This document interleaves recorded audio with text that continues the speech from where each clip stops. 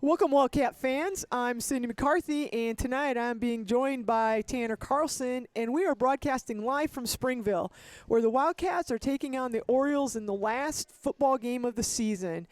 Before we talk any more about tonight's game, though, we want to recognize our sponsor, Next Bank. Next Bank, each person and family has unique financial needs. That's why we offer a variety of personal banking and lending products. We offer everything you need for your personal financial success, from checking and savings accounts to loans and online services. Next Bank, member FDIC, equal housing lender.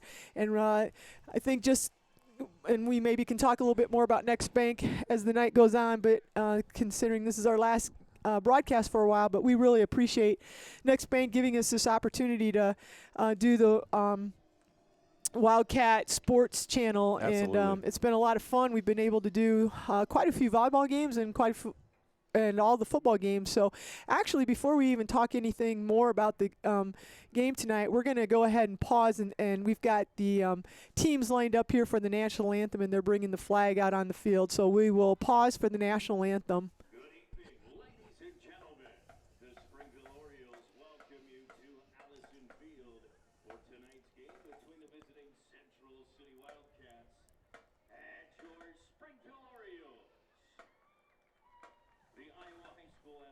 Association, the Springville Orioles, and the opposing team are committed to the ideals of good sportsmanship and fair play. We ask that all fans please show respect to officials, players, coaches, and each other. Persons throwing objects onto the field or attempting to interfere with the game at any time will be removed. Thank you for your cooperation and enjoy the game. And fans, tonight's temperature is 48 degrees. Winds are out of the south at 2 miles per hour.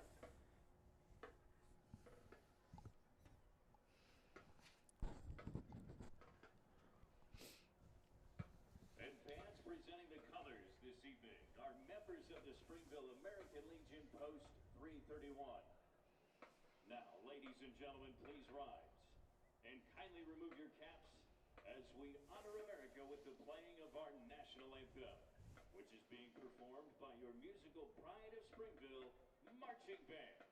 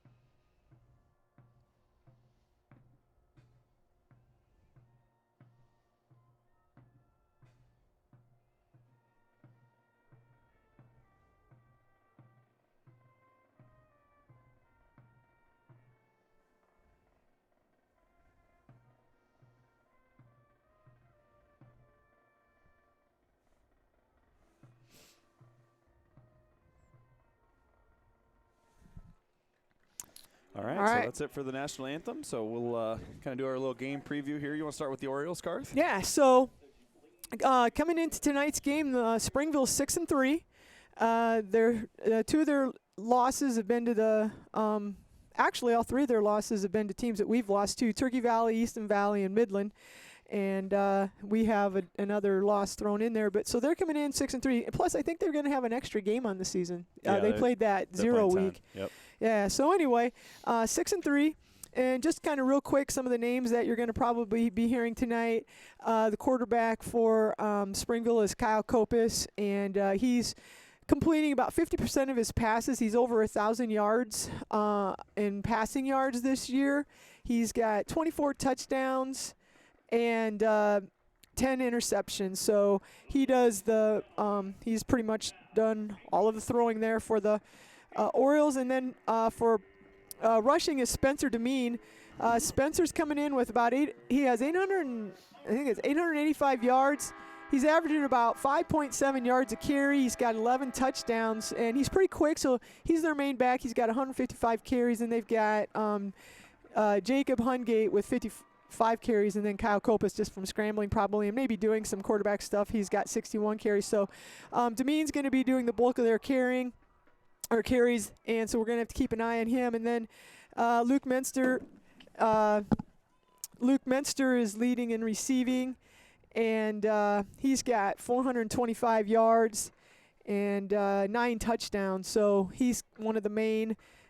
Him and Caleb Weber are the main threats there for receiving. And then just on defense, I guess this is a proud Ant moment. My nephew plays for Springville, and he's actually leading the team in tackles. Grant Glockner, he's coming into tonight's contest with 64.5 tackles.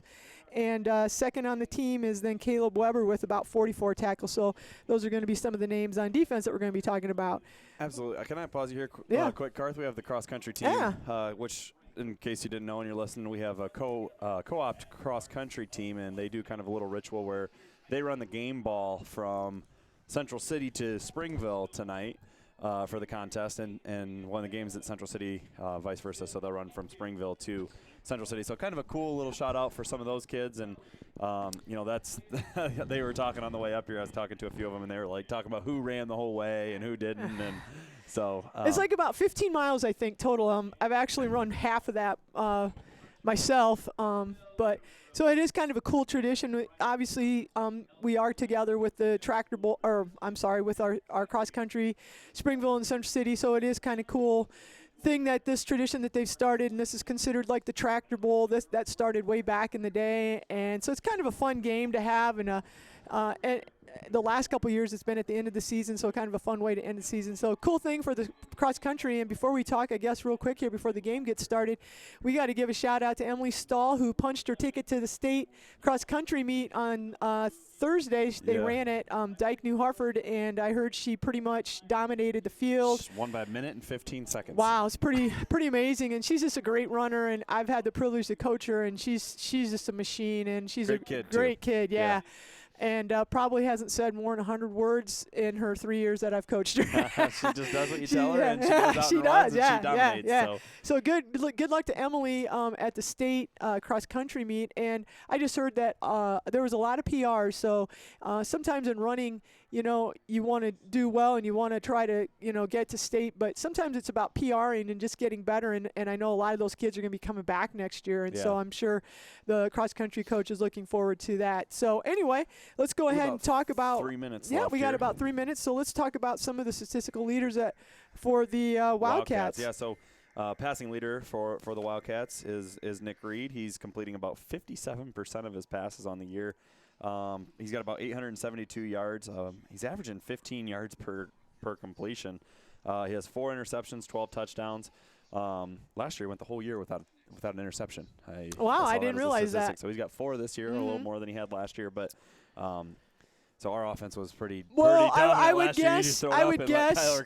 Part of it it too is the offensive line was probably had a little more experience, and he probably had a little more time to pass. And he's kind of had to do more scrambling and stuff this year. But still, 4 interceptions on the season, So rushing leader is Isaiah Dam. He's actually over 1,000 yards now in the season. He's got 1,044, and we found out that he is our school's, at least through 8-man football, he's our school's all-time leading rusher.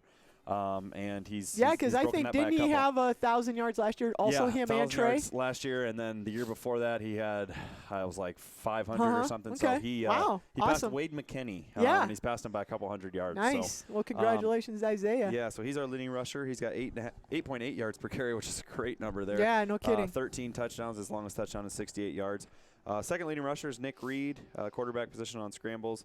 Marshall Vandevek will also carry the ball for the Wildcats. And Cole Silver's he's come on. He's come on as kind of a threat there as well. So he may be getting the ball a little more tonight as well. So receiving, Marshall Vandevek has 27 receptions for 366 yards, and that's 13.6 yards per catch. So he's kind of our dump down guy. Yeah, we've talked about that. He's and like Ethan Ty's like our deep guy. He's like our Tyreek Hill there. Yeah. They're gonna throw the ball Yes. to him deep, and you know what? Yep. He seems like he's always open. Yeah, So, he is. He does a great job. He's only got 15 receptions on the year, but those are all deep balls. Yeah. And he's got 354 yards, so only 12 less yards than Marshall, but 12 less catches as well. Right, so yeah, he's so got his are all 7 touchdowns on Yeah. those 15. Yeah, this is crazy. He receptions. does a great job of getting open. Yeah, he does. And sometimes it's hard when Reed's scrambling. You'll Yeah. see, he might miss Ethan even because Right, because he's moving he's on around. the He doesn't move, see. and high school coaches or high school quarterbacks can't really throw on the run Yeah. the way you see in the NFL. It's Yeah. a little different. So we're getting ready to start here, though, Carr. So. Yep. Marshall Vandevet's getting ready to kick off. The Orioles are going to be receiving the opening kickoff here. It's a cool night. I think they said it was at game time. Whoops, looks like they're going to call an offsides on the Wildcats. Not the way we want to get started. Not at all. You and I were just kind of talking about this before we went on air. Wildcats are coming in, I think you said 4-4. 4-4, yep. And so, kind of a lot riding on it. It's the Tractor Bowl game. It's your rival game. And also a winning season is on the line, And we were just kind of talking about the last time that Central Cities had back-to-back winning seasons, and we're not really absolutely sure. But it's been a while. People guessed to me that it was 07, 08, and I look, and then 08, 09. I look back, and they were 4-5 in one of those years. So I don't know we're if not for sure, we never yeah. have an 8-man. We've Yeah, never had a back-to-back winning yeah. season in 8-man. So there's a lot of riding on this game as well, what we said with as far as just being a rival game. So hopefully the Wildcats here, they had a tough loss last week, and hopefully they can bounce back and keep that momentum. They were jacked up last week and played a really good game. So here's the kickoff, and it's going to be taken by the Orioles. And that is not good for the Cats. There's a tackle by, I think that was Marshall Vandevet in on the stop. I think Alex Kopis on the return there for the Orioles, and we're used to Marshall getting into the end zone there, but he took it right at about right in front of the end zone and got it out. Is that about the 40-yard line there? Costly penalty having that offside. That would have been a kickback. Zone, that would have been a touchback. So at the 40-yard line, the Orioles will take it. Got Kopis in the backfield. It's just a snap. And Spencer Demeen, I guess, took the direct snap, and not much there. Wildcats were ready for that. He is their leading rusher. Yeah, good push by the defensive line there for the Wildcats. So no gain on the play, really, or maybe like in a half a yard. Draven Silver in on the stop for the Wildcats. So basically 2nd and 10 here for the Orioles. Looks like they're going to have Kopis under center with just a single back. He's going to turn and hand off.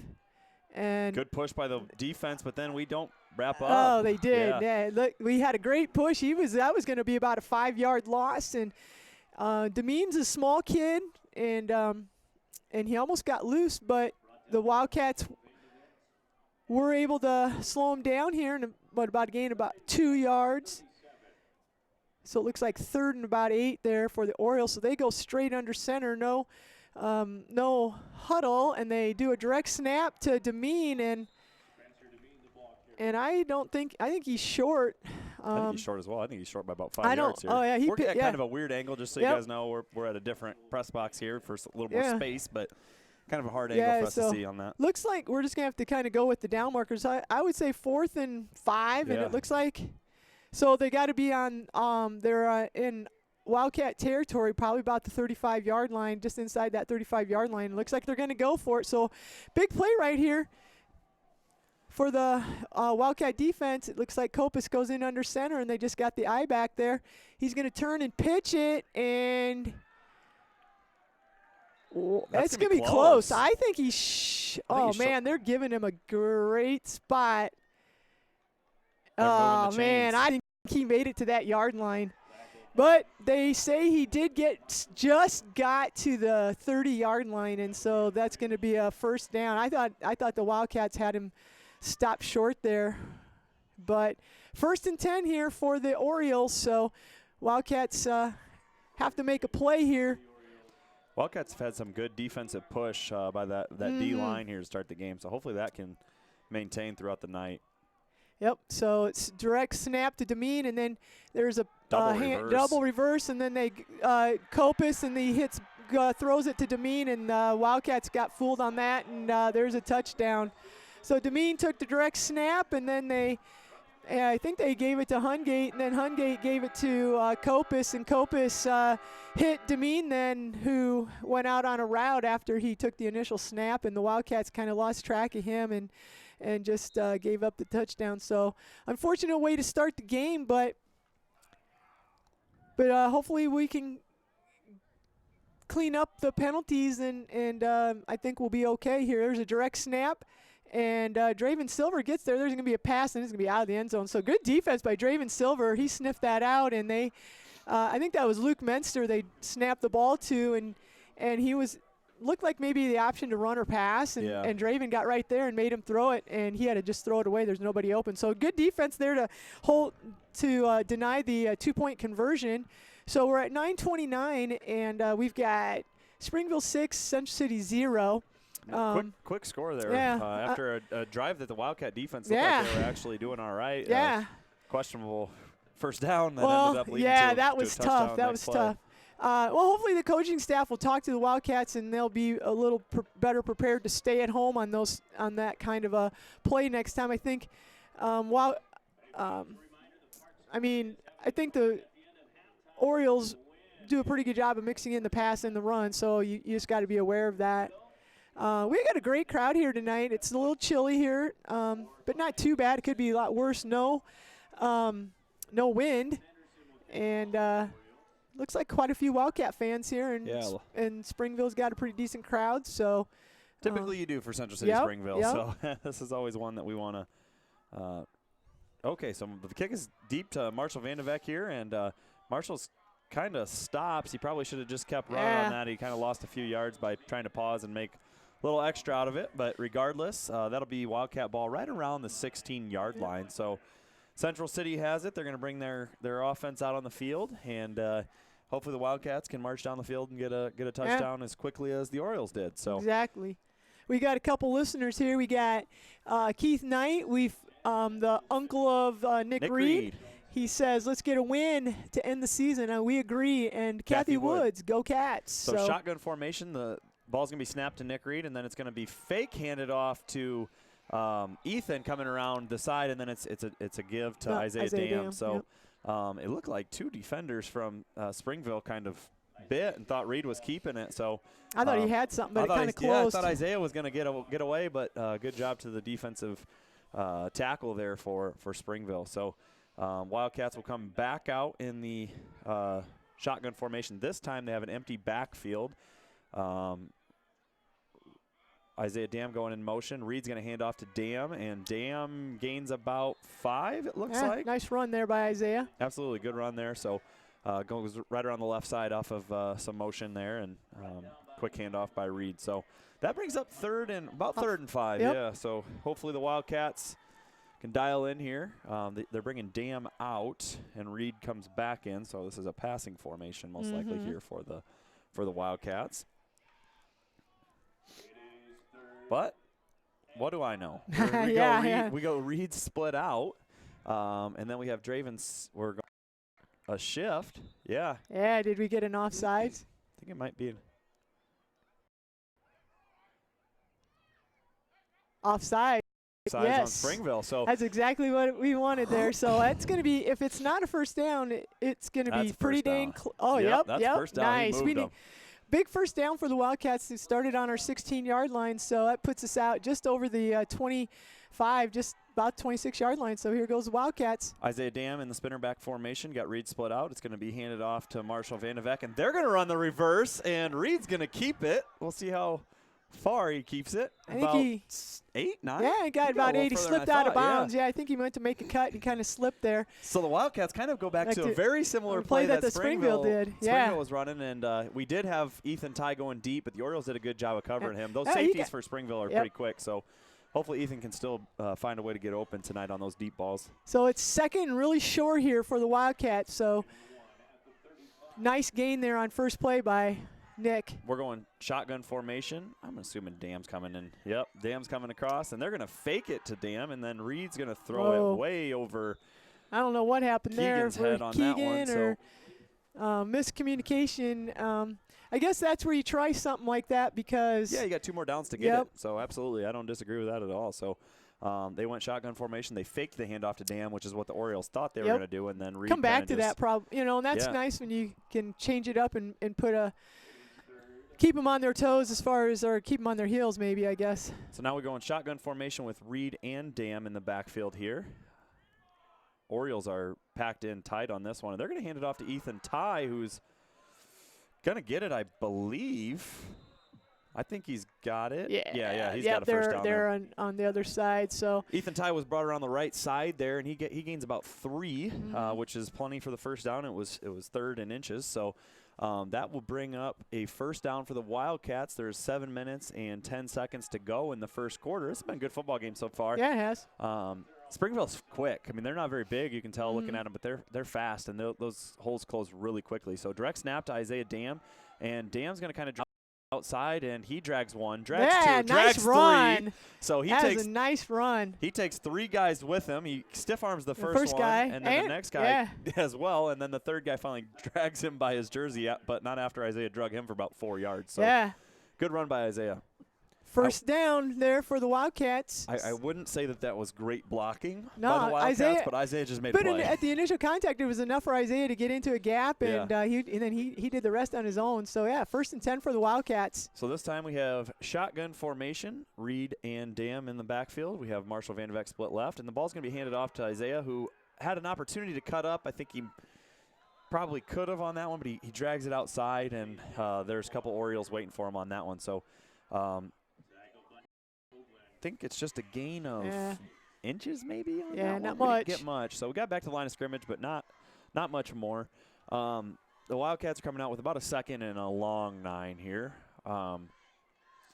Ethan and Marshall are both split left. Shotgun again. Dam in the backfield. Could be more of a passing look here for the Wildcats. And the ball is snapped to Reed. Reed's got time. Great blocking on that one. And that's a down ball to Ethan Ty, and that's a touchdown. No, not a touchdown. Just short. Close, very close. Oh, nice throw by Nick and a nice route. I think he was looking for something deep, and then Ethan cut it back and came across the middle of the field, and that was a nice ball by Nick Reed right there. That was Ethan, a great pass. That was a nice. And you got to give credit to the line. Nick had all kinds of time to throw that, and that was – I don't know if it was a slow-developing route or if it was a break-off that Ethan cut across because but that was nice. So big gain there for the Wildcats. It's going to be they're on the 3-yard line. So we got 1st and goal here. I think he's just short. Oh, they're going to call it 2nd down.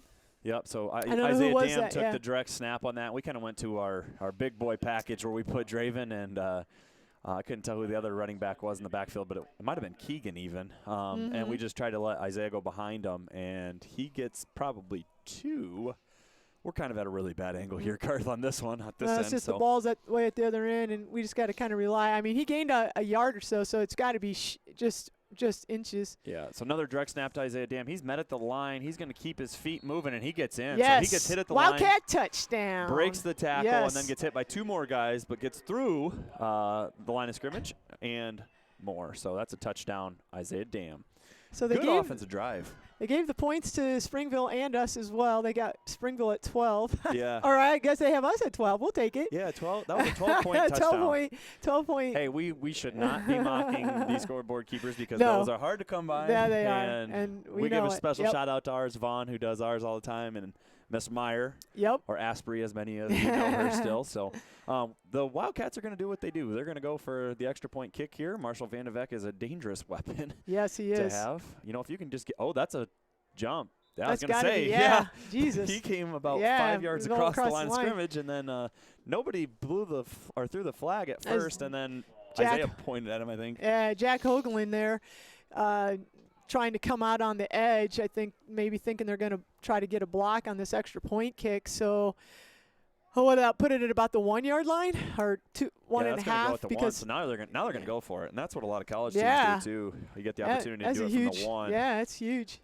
So and this would be a big play for the Wildcats because on the other end we stopped their extra point. So you got to get 1 yard here. That's the goal, and they're going to go to Reed split out, and I'm not sure what the heck that wasn't. I don't know what just happened, to be honest. Somehow Draven Silver went to flip it.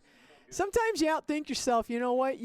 I think, like you mentioned, you got a size advantage. It's just like let's give it to our 1,000-yard back and find a hole for Isaiah and let him get those 2 points. So unfortunately, I don't know. It wasn't snapped to Isaiah. I don't know who it was snapped to. And then Draven Draven had the ball, and I don't know if he went to pitch it to somebody, and they weren't ready for the pitch, and so it ended up being a fumble, and it was recovered by the Orioles. So unfortunately, Central City is denied that after that opportunity. So with 4:57 left in the first quarter, it's tie ball game. And maybe we could do a quick shout out to Next Bank here before we go with this kickoff. Next Bank combines the values of a locally owned, independent Eastern Iowa community bank with expanded services and the latest technology to meet our customers' fast-moving lifestyle.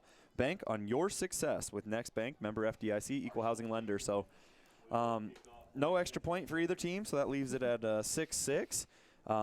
Wildcats are kicking off. Let's hope that they do not go offsides on this one, because my money would have it that Marshall would kick it into the end zone, and then we don't have to have a coverage error again. Yes, because we did give them some good field position on that. Oh, actually the Wildcats go for the onside and do not get it. So that's going to give the Orioles the ball right at midfield, right around the 40-yard line. So not sure exactly who that was from Springville, but he just fell on it. So Wildcats go for the onside, and the ball bounces up. And on one of those too, if you don't know if it's going to go in the end zone, they don't want Kopis to have the space he had on the last one, because he's hard to tackle in the open field. He's fast. So we losing some service here? We're good. Okay.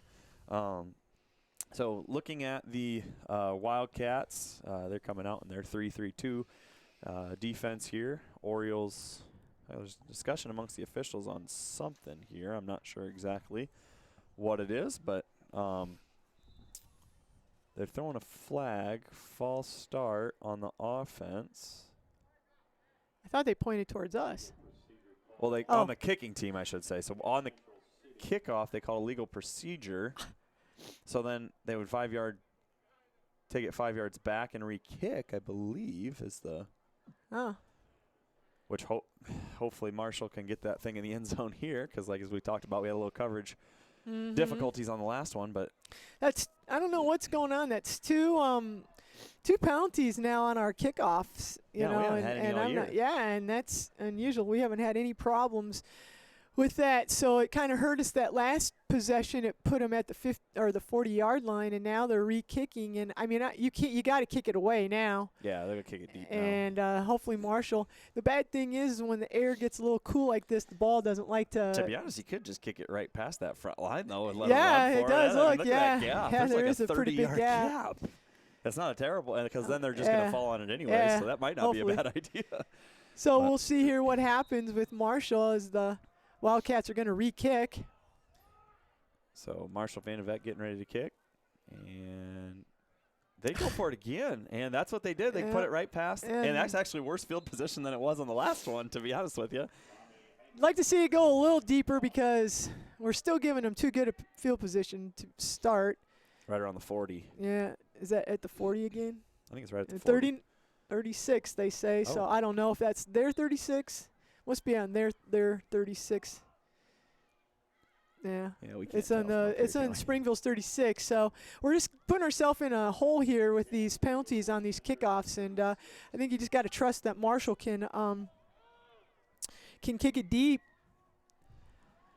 So Orioles take it, and they pitch it out to Demeen, and we had a couple people in the backfield with him, and then there's a nice Nick Reed trips up Demeen, and that's going to be close to a first down. Yep, they're going to give him a first down. We're getting a couple people in the backfield, but he's quick, and we're just not able to wrap him up back there. And Nick Reed had a nice tackle there, but Orioles are going to have it 1st and 10.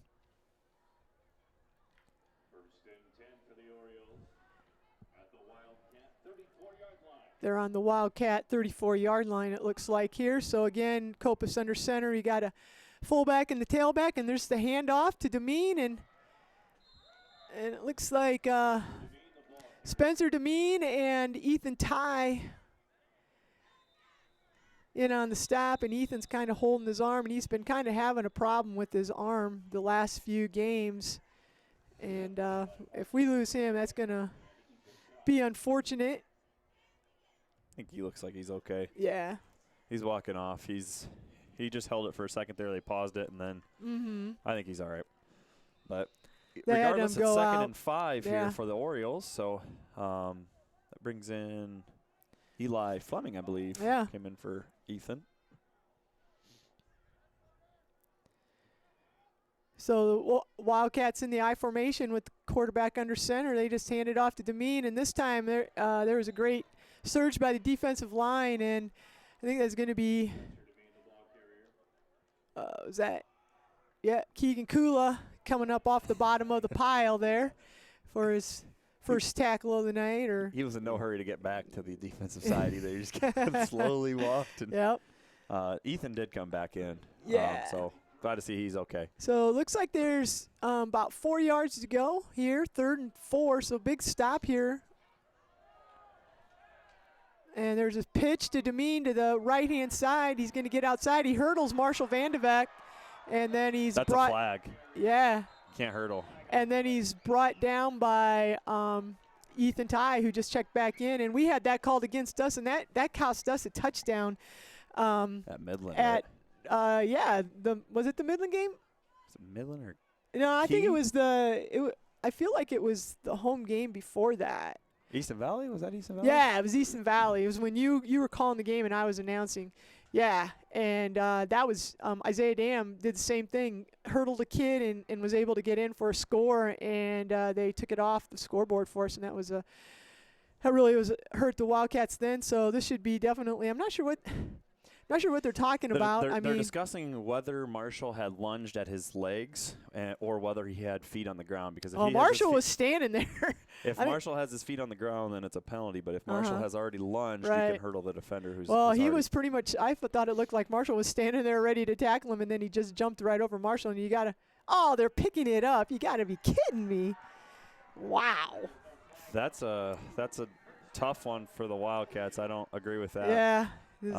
Because to be honest, the time that when Isaiah did it, I felt like the kid was on the ground and Isaiah went ahead and hurdled him. And so, that's Marshall was going for the tackle and he just hurdled right over him. And so, unfortunately, now they're stopping the clock again here, and I don't know. The officials are going to come back out, and I don't know what this is all about. Yeah, I don't know. So regardless, we got some time. Let's shout out Next Bank here. We got a few minutes instead of talking about the officials. We'll just give a shout out to Next Bank. So Next Bank combines the values of a locally owned, independent Eastern Iowa community bank with expanded services and the latest technology to meet our customers' fast-moving lifestyle.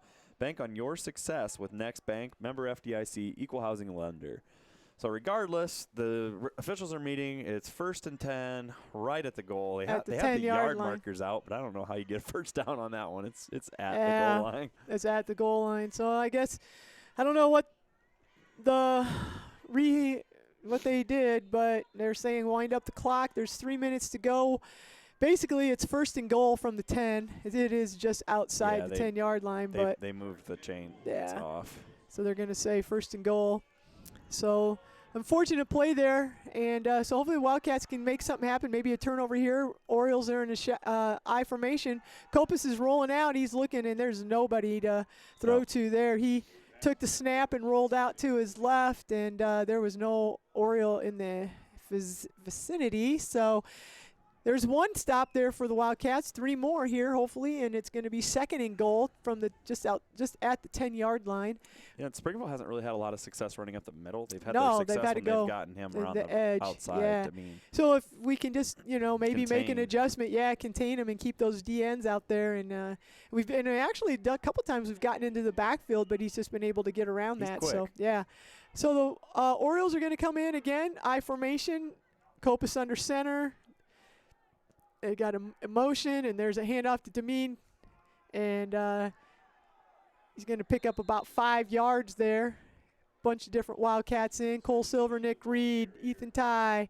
I'm not sure if that was Isaiah Dam who kind of had him first, had him by the foot and was just hanging on until he could get reinforcements. So 3rd down and 6 here, Garth. This is a big play. This is big couple plays. Obviously, they're going to go for it. two, They're not gonna right? kick, two big plays here. I mean, a turnover or something, that'd be awesome. We can get in and get a play for loss. So again, I formation, Kopis under center. And it's going to be just a handoff to Demeen, and there's a flag. That's going to be a holding, hopefully. And yeah, he got down to about the 2-yard line or 1 yard line there. It looks like, but I'm hoping that's a hold there, Tanner, because that's good. Yep, there it is. Hold on the Orioles, so that's going to move the ball back 10 yards. So that's a big play there for the Wildcats, and I know it's going to be a repeat of 3rd down, but I'd rather have. That's what I was going to say. That's kind of a tough one because they didn't get in, but it is 4th and 1. Yeah, but you can't give them 4th and 1. Yeah, it's gonna be, instead of 4th and 1 now. Oh, and they're going way back. That's to the 21-yard line. So that must have been right at the 10 or the 11 where they got the hold, because I thought they were on the 6. They were at the 6, so yeah. It was a 15-yard penalty. Might have been a. I didn't see. The officials didn't turn towards us, or if they did make the call, I didn't see it. So maybe it was a face mask or something in there. I didn't hear their their announcer. We'll take that. Yeah, so this is a huge play. Now Kopis is going to go back and he's going to throw it, and he overthrows. And the Oriole tried to fake the pass interference and literally fell down and so I think that did that look like a. He handed it off, and then the flea flicker. He handed it off to Demeen, and the Demeen stopped and threw it back. And this time the Wildcats stayed at home and stayed on their receivers, and there was really good coverage there, and there was really and the pass was way overthrown anyway. It's going to be hard for the Orioles to pass when their receivers are about 5'4" and Reed's back so there here's a big 6'7". play for the Wildcats. It's 4th and 21. Come on, get a stop here, boys. Springville's got receivers to the top and receivers to the bottom. They got one in motion here. Demeen's coming across. You got some pressure on the quarterback. Let's get him. He's running, and he's committed to the run. And nice play. No, he's not tackled. Yeah, there but that's all right. Great defense by the Wildcats. That's Brady Koba, and for sure in on the stop there. And a couple other Wildcats thought he stepped out of bounds up a little bit there, but we don't really have a good angle there. So he got down to about the 11-yard line. He picked up about 12 yards. So we'll take that here. Not great field position, but we deny the Orioles scoring. And so with 1:23 left, the Wildcats are going to take over 1st and 10 on their own 11-yard line. Absolutely. So we will take that. And the Wildcats go to their spinner back formation with Isaiah Dam at the helm here. Got a receiver split out. Isaiah Dam's going to fake the handoff to Marshall Vandevek, and then he's just going to run real hard straight up the middle. You know what? I like that. He didn't hesitate. He just went for it, and he got about 7. Yeah. I'd like to say I 7 love or that 8. play, everybody knows what's coming, but I tell you what, a lot of times. Isaiah's he's a good runner, and they've got that down where I think the blocking is a lot better here as the season has gone on for him, and he just is able to find the hole. So good run, about 6-yard gain, wouldn't you say? Yeah. It was about 6, and sometimes you want Isaiah to bounce it out, but he sees the safety and he wants to run into him anyway, so he's kind of a tough kid running right at the guy.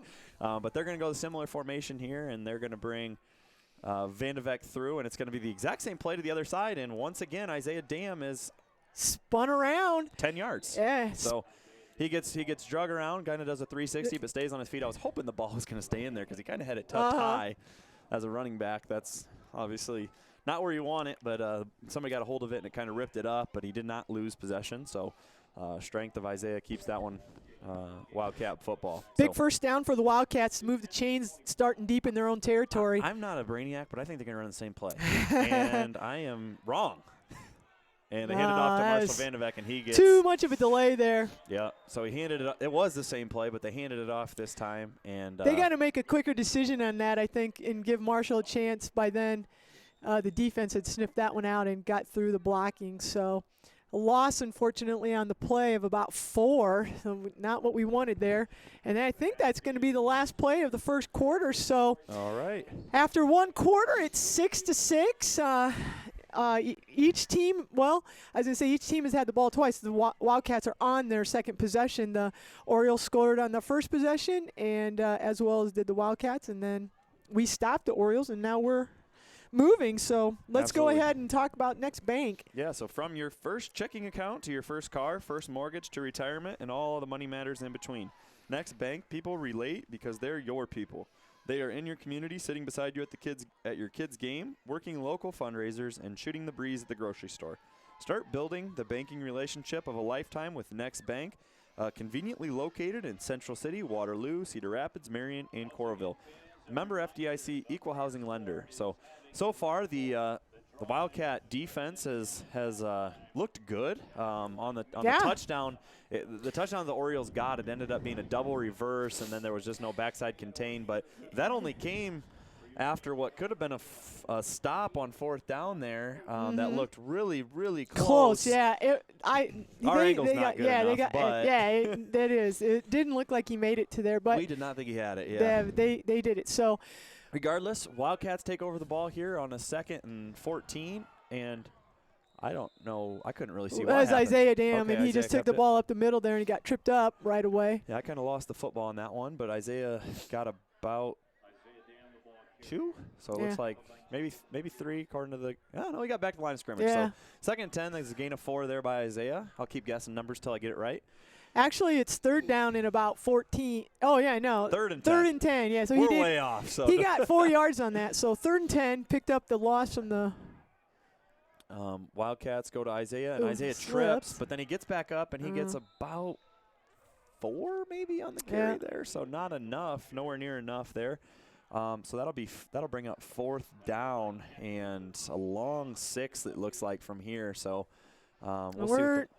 We're inside or just we're on our own 29-yard line. So I feel like we need to punt this ball away. We can't give Springville this short a field to try to go for 4th and 6. So we'll see what happens. But Jesus, they're going for it. So the Wildcats are going to go for it here. And they have – nope, they're going to go to that. And they jumped again. I love it. I love it. Yep. So but that's unfortunately, why we're up here, Karth, so but unfortunately it's not a 1st down. But it does make it a lot more manageable. 4th and 1. Now you probably do go for it. I mean, at the end of the day, I'd trust Isaiah running a yard here. So it's going to be a timeout. Central City, is that what that guy's doing, or what's he? There's somebody got their car lights on down there. Yeah, those car lights need to be shut off. Couple spots there where looks like car lights. So, all right. Well, there's a 5-yard offside penalty. The Wildcats have done that all season, where they come and set, and then they do a huge shift, and then they've drawn a lot of offside calls. So it's going to be 4th and 1 on the 34-yard line, and we're going to go for it. Springville is bunched in here. And Isaiah's going to get it, and he's going to be – oh, yeah. He got met at the line of scrimmage, and I think he got it. Yeah, I think he got it. He fell forward. Yeah, he got met right at the line of scrimmage, and then he kind of just kept his feet moving. Isaiah's a strong kid, and he just – and that was all sure will on his part. He got met. You said it. He got met, and he wasn't going to be denied, and he just kind of drugged that kid's leg. Yeah. And so great effort by Isaiah, and there's going to be a big 1st down for the Wildcats. So it's 1st and 10 on their own 35-yard line. So we need to put something together here, and a score would be really nice to put us up. So the Wildcats are going to go with a different look on this one. The Wildcats have Nick Reed back in the shotgun formation here, more of a passing formation. Springville is still selling out on the run, and they're blitzing like crazy. And Reed's throwing it deep to – oh, Ethan Ty had it in his hands. Ethan Ty definitely pushed off on that. Well, there was both were pushing. I think that the Springville kid had his hands, and then Ethan Ty pushed a little bit. Kind of stopped and pushed the defense, and then tried to get open, and he just couldn't get his hands up there to bring it in. They didn't call it. So it was underthrown, just a tad underthrown. If I think if Nick could have just hit Ethan in stride, that could have been another touchdown for Ethan. So Ethan gets open. We're unable to capitalize on it. But we're going to go on 2nd and 10. We're going a similar formation. Now we have twins left this time instead of twins right. And Springville is still bunched in. They're going in motion, and they're going to end up handing this one to Isaiah Dam. And that one, he is met at the line of scrimmage, maybe a yard. I tell you what. 3rd and 9. The one thing is, if we can just get that a block, man, he's going to get past that. There won't be anybody to stop him because they have all their players up at the line of scrimmage there. Yeah, it's strange that they actually are selling out that much on the run when Nick is in the backfield, because that is more of our passing formation. Exactly. They literally have 8 guys. I'm thinking I'm thinking 11 man. They have 7 guys Yeah. right in the box there. Now we're going to go with Nick in the backfield, Twins left, Twins right. So, like, obviously a passing formation here. There is a blitz. Nick. Oh, that's a late hit. That should be a late hit. But they're not going to call it. So Reed falls on the ground. And yeah, then they shouldn't have been able to fall on him. Yeah, they hit him as he's laying on the ground, and no call on that. That's going to be now 4th and like 20 for the Wildcats. Yeah, so Reed kind of just lost his footing and fell over. Yeah, I think he was got some pressure and he was starting to go, and probably a little slick out there, how damp it is and stuff, and he just kind of lost his footing. So let's see if we can't do something. We got Ethan open last time, so hopefully they can get a receiver open this time. Oh, Nick's going to do that quick punt, and that's a nice call. Really good punt. And it's going to take kind of a Central City bounce, and the Wildcats down it at the 20. So nice play there. I like that call.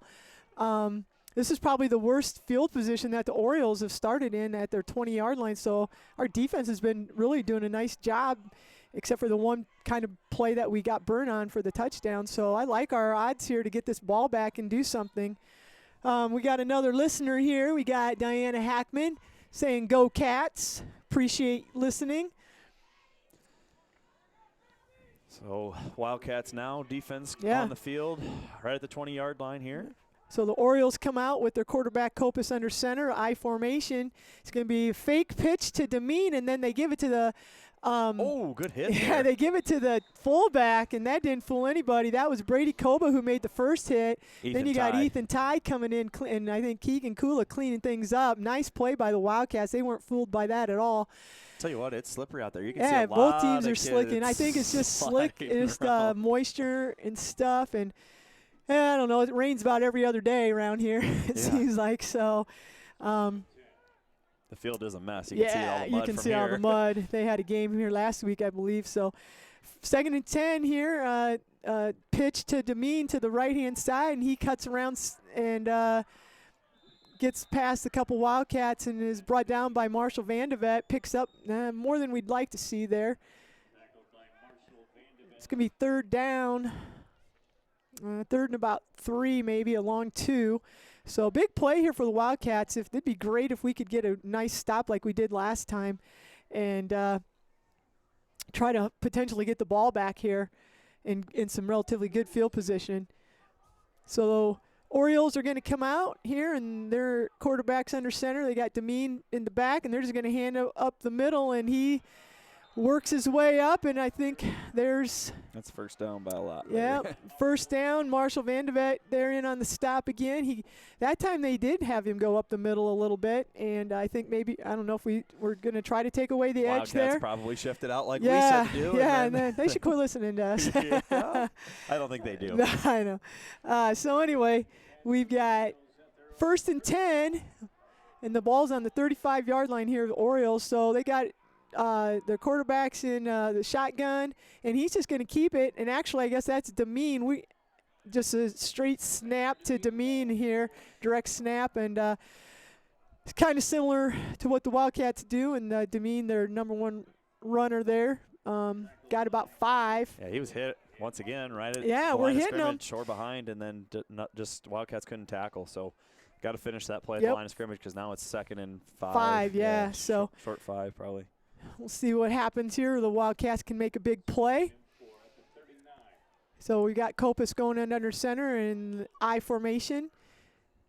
And their fullback moves in motion. He's going to the left, the pitch to Demeen, and looks like some holding out there, but we got to shed that block a little quicker. And I think that's going to be a first down. Yep. Gain. So that'll be first down for the Orioles. They're kind of driving on us here now after a stalled drive by the Wildcats. So that was Keegan Coolin on stop for the Wildcats here.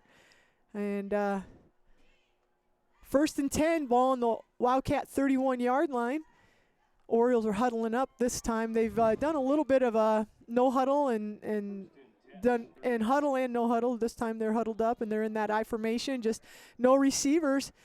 They're just saying we're going to run it, and then they give it to the fullback, and he gets a decent carry there, about 5 yards. Looks like from here at least. Yep.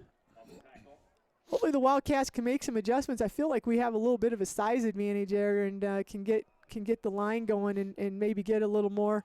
Yeah, early on in the game we were push. getting some push, Yeah. and we haven't really had that recently here. So I think Springville's line's probably a little quicker than ours looking at them, maybe. but yeah, we're a little bigger. So hopefully. So again, no receivers to I formation, quarterback under center, and just turn and hand off to Demeen, and there's Cole Silver making contact, and then a bunch of cats in on that stop, but Cole Silver was the first Wildcat, and I'll see here how many. Draven Silver on the tackle there for the so Wildcats. About 3-yard gain there, 4. So it's going to be 3rd and 1. So somebody just tuned in. It is 6-6 to give you the update on that. Sorry about that. Yep, sorry. I don't know when you typed that. We're in the second quarter. There's 4 minutes to go in the second quarter, and it is 6-6. And again, the Orioles are huddled up here looking for the play, and they've got 3rd and short, 3rd and 1. So the Wildcats are going to have, we need to maybe have that bend but don't break mentality, Yeah, they're trying to run out clock, too, so that we don't have much time left. That's what they're doing right here. Because I think coach is going to call timeout. Yeah, he is. Springville's coach is going to call timeout here after he milked the clock all the way down. So at that point, that gives us a chance to give Next Bank a shout out here. So what are you saving for? Whether it's retirement, your child's education, a new car, or just a rainy day, Next Bank has the right savings account for whatever's next for you. Next Bank is committed to help you achieve what's next for your financial dreams. Bank on your success with Next Bank, member FDIC, equal housing lender. So good football game here. Big drive by the Orioles we're hoping can get stopped. It's 3rd and really short. It says 2 on the scoreboard. I'm thinking it might be less than that. About 1. Probably 3rd and 1 here. So Wildcats need a push from the defensive front. And this kind of might have been a good timeout for the Wildcats. Yeah. Just kind of maybe catch our breath a little bit, maybe make an adjustment, and realize, what they're doing. I just want to this is the last game now that we'll be announcing until basketball starts, and so Next Bank is our sole sponsor, and just besides what they do for us with our the sports channel here, they do a movie night in Central City. They donate to the PTO. They provide us lunch a couple times a year. They do all of our programs and help with the homecoming parade. So there's a lot of things that Next Bank does for Central City, and we do really appreciate them. So there's the snap. We're back here playing, and first down. And it was just a handoff up the middle there to Demeen, and they only needed 1, and it got about 4. So there's going to be a first down. I'll tell you what, it's 1st and 10 on the 20-yard line. We've got about 3:40 to go in the first half. It's 6-6. And Stacy's listening in. She just shot me a text, so she's listening in tonight. Thanks for listening. Yeah, for sure. And we appreciate. Is that Stacy, the #1 maintenance lady in Lynn County? Yeah. All right. There, yeah. She's #1. And there's some flags, so hopefully that's motion. Yeah. Big penalty there on Springville. So that's going to move the ball back 5 yards. And it's going to be 1st and 15. So here's this opportunity, I think, right now with this penalty for the Wildcats here. If we could get a stop, maybe a no gain, it really kind of helps us in the situation of, they're probably going to go take 4 tries at this first down. So kind of a big opportunity here for the Wildcats to maybe stall this out and deny the score. So same thing, lined up, pitch outside. And Demeen's knocked out of bounds, but he picked up probably about 13 yards on that. Not what the Wildcats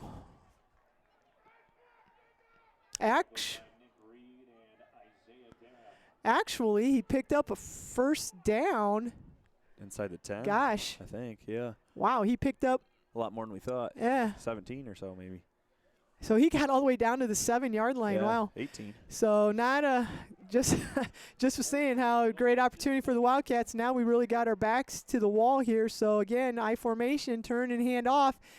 And he is stopped right there. Cole Silver, we've talked different times, and Cole Silver busted through, and I tell you what, he met Demeen and he took him down, and there was a little chippiness there after that hit too, because Cole put his hand down to help the kid up, and he didn't want it. So Cole just kind of whatever. said so whatever. No gain on the play, Still on the 7-yard line. They might give him a yard for it, so it's going to be 2nd and goal. So let's see if the Wildcats can rise up here and make some stops. Again, we're just same thing. No receivers. I formation, turn, hand it off. And Wildcats were right there. Good stop there by Isaiah Dam. Isaiah came in and filled, and then there was a good job of the rest of the Cats to get right there before the runner could do anything else. So it doesn't look like maybe no gain, maybe a yard. So we've got 3rd and 5. Well, it's not. It's 3rd and goal from the about 5-yard line. So Wildcats, big play right here. I'd rather have it be 4th and 5 than 4th and 1. So see what we can do. I formation, they turn and hand off, and there's. He's short. Yeah, he's short. I that thought he was in, so he's short. Isaiah Dam, and was that maybe Keegan and Isaiah. Big play here, Carth. Keegan hit him low, and Isaiah hit him high, and I don't know, they're kind of slow on the score. He gained 2, so they're saying 4th down and goal from the 3. So now the Springville. Good call. Coach called timeout on this. I like it. Yep. So timeout. Springville came out in kind of a crazy formation. They had a center and a quarterback. They had one guy split left and the line split right. And Coach Myers calls timeout to kind of get his boys figured out what you're going to do on that. So not a bad call. You got all your timeouts. You don't want to use one there because, but you do because if they score. Yeah, it's 50 seconds left. So this is a big play. It's 6-6, and this will be. We're in the 2nd quarter. Low-scoring game here. Both teams just running the ball mostly. The Wildcats did have. Well, I guess the Orioles did score on. There's one score came on a pass, but kind of on a. Like a flea flicker type thing, and but otherwise they've been just controlling the game here, running the ball. So this is clearly the biggest game, play of the game so far here. Right. With 50 seconds to go in the half, getting the stop is huge for the Wildcats. Then you got to make sure you don't get a safety on that too. So we'll see what Springville does if they come out in that same formation. I can't believe that they haven't seen that formation, but here they come. So they've got the 4 receivers to the right. They're just going to snap it to 20 and then pass it. And nobody picked up the center. I guess was an eligible receiver. It's a good play call. Yeah, and Spencer Demeen was the line. They put him on line there, and they threw it to him. Yep. So.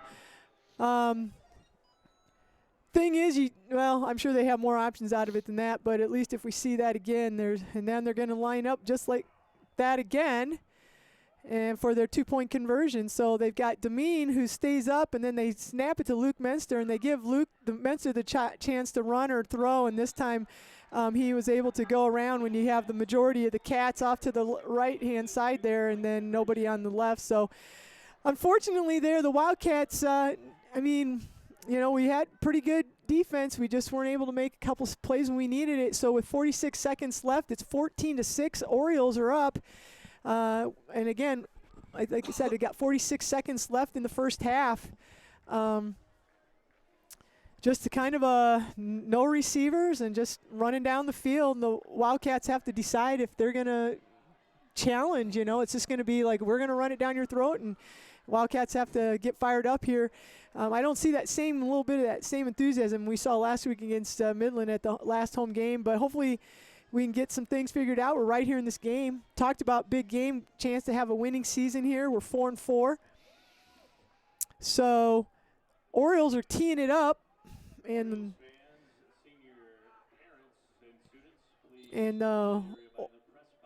Wildcats are going to have, is that Marshall deep? Marshall's normally our deep guy. So Marshall and Cole Silver are deep. For the Wildcats here as the Orioles get ready to kick, and they do a little squibber, goes straight to Marshall, return. He should be able to, he doesn't need to go. Marshall makes a little move, and it's going to be good field position, Tanner. Yeah, I believe it should. I mean, we've got 2 timeouts, and it's 39 seconds. We saw last week against Midland, we got a touchdown right before halftime, didn't we? Wasn't that? And we, like in about a minute, Reed can throw it pretty yeah, far. and we showed Ethan can be able to get open. So we've got a couple plays here. It's going to be 1st and 10 for the Wildcats on the 25-yard line. It would have been nice to get out a little. I thought we were up a little further, but. So Central City's going to go to a tight formation with Reed as the only guy back, and the snap is good to Reed, and Reed's going to stop, and he's going to throw it up in the air to Isaiah. Oh, so he throws it deep to Isaiah, and Isaiah would have potentially had a touchdown. The safety came over and made a really good play on the ball. I think that might have been Kopus on that one for Springville, and there's a little jawing going on between Isaiah and that kid too. So I'm not sure what's Nick's got a gun. We know that. He can throw the ball a long way, but just those two passes have both been just a little underthrown. I just think that was a great play by the safety. Well, it was a good play, but like I said, yeah, true. That was just a nice play. That kid came over and just So now it's going to be timeout Springville, I believe. Yep, Springville called timeout. Yeah, there, so 33 seconds left. 2nd down and 10.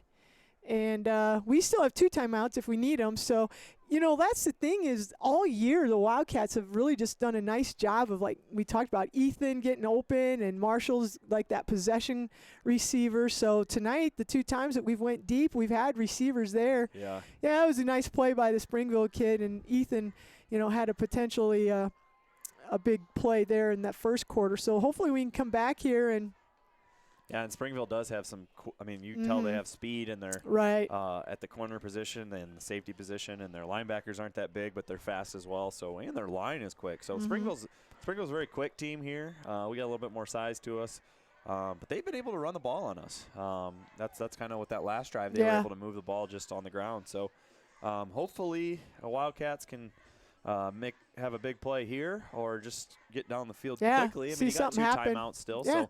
Reed is back. You have Van de Veck split right. You have 3 guys split left, it looks like. And Springville's been blitzing like crazy on the passes. And Nick gets rid of it quick, and there's some room. There's some room for Marshall Van de Veck. He hits Van de Veck, and that's a first down.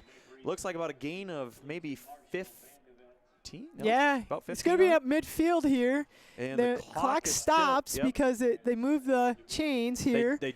They just signaled it to keep running, so. No, they're stopping it now because somebody called a timeout. We did. We called timeout. Yeah, so I feel like they should put some time back on there. But yeah, they ran 4 seconds off the clock after.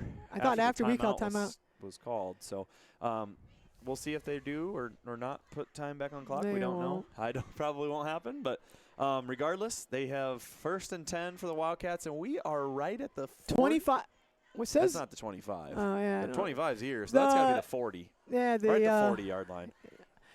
We're at an odd angle. Yeah, we're about at midfield, I'd say, wouldn't you? Pretty close to midfield. Yeah. So it looks like it might. Oh, they did 25 seconds. Okay, they put perfect. 25. Yeah, because the clock stopped on the first down, and the officials, I didn't ever see them wind it. And then the clock started, and then we called timeout right away. So yeah, they put 4 seconds back on there, so 25 seconds left. And I don't know. Yeah, we've got to be, right at maybe just shy of midfield there. So the Wildcats will come back out with they're down 8 in the first half here. We have the ball. We get the ball at half as well. So we have Reed in shotgun formation, tight. We like this little twins each side play, and we've been able to get open on it. And it looks like Reed's going to kind of – oh, that's what can't happen. Nope. Ends up being about a 25-yard loss potentially there on that player, maybe 15. But Reed gets tackled in the backfield, and that's probably going to do it for the half. Yeah.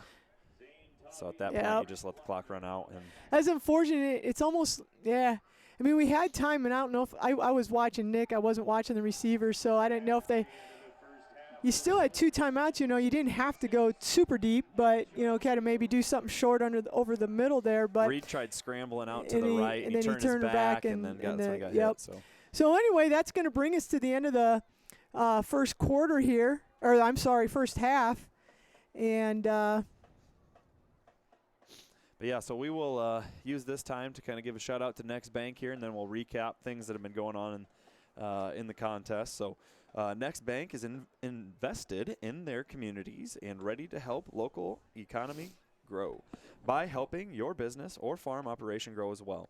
Whether you need an operating loan, equipment loan, livestock loan, or real estate loan, Next Bank has great terms and rates that will help you move your business to the next level. Next Bank offices are located in Waterloo, Cedar Rapids, Marion, Central City, and Coralville. Member FDIC, equal housing lender. So Wildcats are down 8 at the half here. There's a 20-minute halftime. And I think this is their last home game, so it's senior night. So really, unfortunately, not a lot to highlights. We just kind of a recap. We had a penalty to start the game, so the Orioles got a good return out about midfield, and the Wildcats, we thought, had them stopped on a 4th down play, and the officials said he just hit over the line, or where he needed to be at the yard line that he needed. And anyway, so that was a big first down for the Orioles, and then they kind of got us, we kind of fell asleep, and they got us on a little bit of a trick play there, so that put them up. But the Wildcats came right back and had a nice drive themselves. Yeah, that drive was led by Isaiah Dam. He made a lot of big plays. And then Nick hits Ethan Ty for that big catch there, and really did a nice job. There was good blocking, and it gave Nick time to hit Ethan there coming across the middle, and it got us down. And then Isaiah took it in and got the only touchdown that we've had for the night. Both teams scored in the first quarter on their first possessions, and both teams missed their 2-point conversion, so it was 6-6 going into the second quarter. And then in the second quarter, Wildcats had the ball, and we had a drive going, but then we just couldn't finish and make anything happen. We ended up having to punt, and then the Orioles took the ball, and they just finished out the half and had a very time-consuming drive, and 4 yards, 5 yards at a time, and Wildcats just weren't able to stop them, and they took it in for a touchdown with about 40 seconds to go. So not a lot of action. Just super low scoring game here for 8-man. 8-man. Yeah. One of the fun parts about 8-man is that scores can be in the 50s and 60s, and it's not because either team's playing bad defense. It's just good offense can really score an 8-man. Yeah. And Springville's just coming out, no receivers, and they're just lining up with a quarterback under center and a fullback and a tailback, and they're just running. And so Wildcats need Demeen is quick, and he's hurt us from the outside a couple times. He's gotten to the edge, and he's hurt us a little bit. But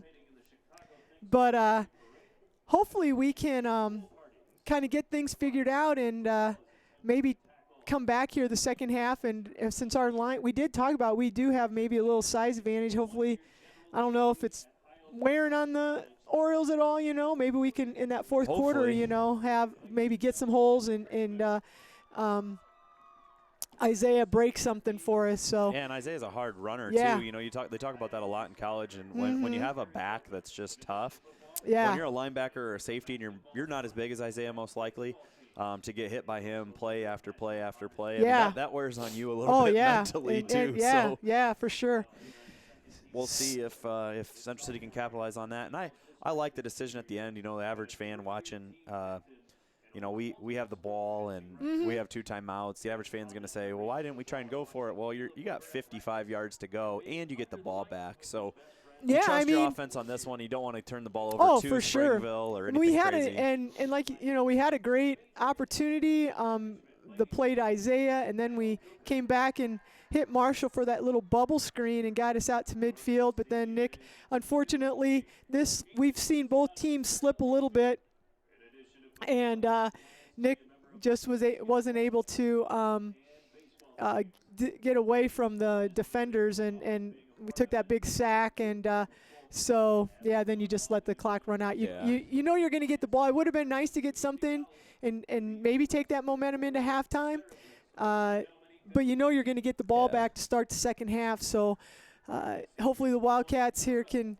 make a couple adjustments at halftime, and just kind of it's going to be a battle of the will there. If Springville sticks with the running formation and just wants to run. So I'm sure they're trying to limit the number of possessions that the Wildcats get, in the sense that we are, I would say, a pretty explosive offense. you know, absolutely. when the Eagles or when Springville played Midland, the score was 22-24, and when we played Midland, it was like what 54 to 45. Yeah. I mean, the pace of this game, unfortunately, is favoring Springville. Right. Yeah.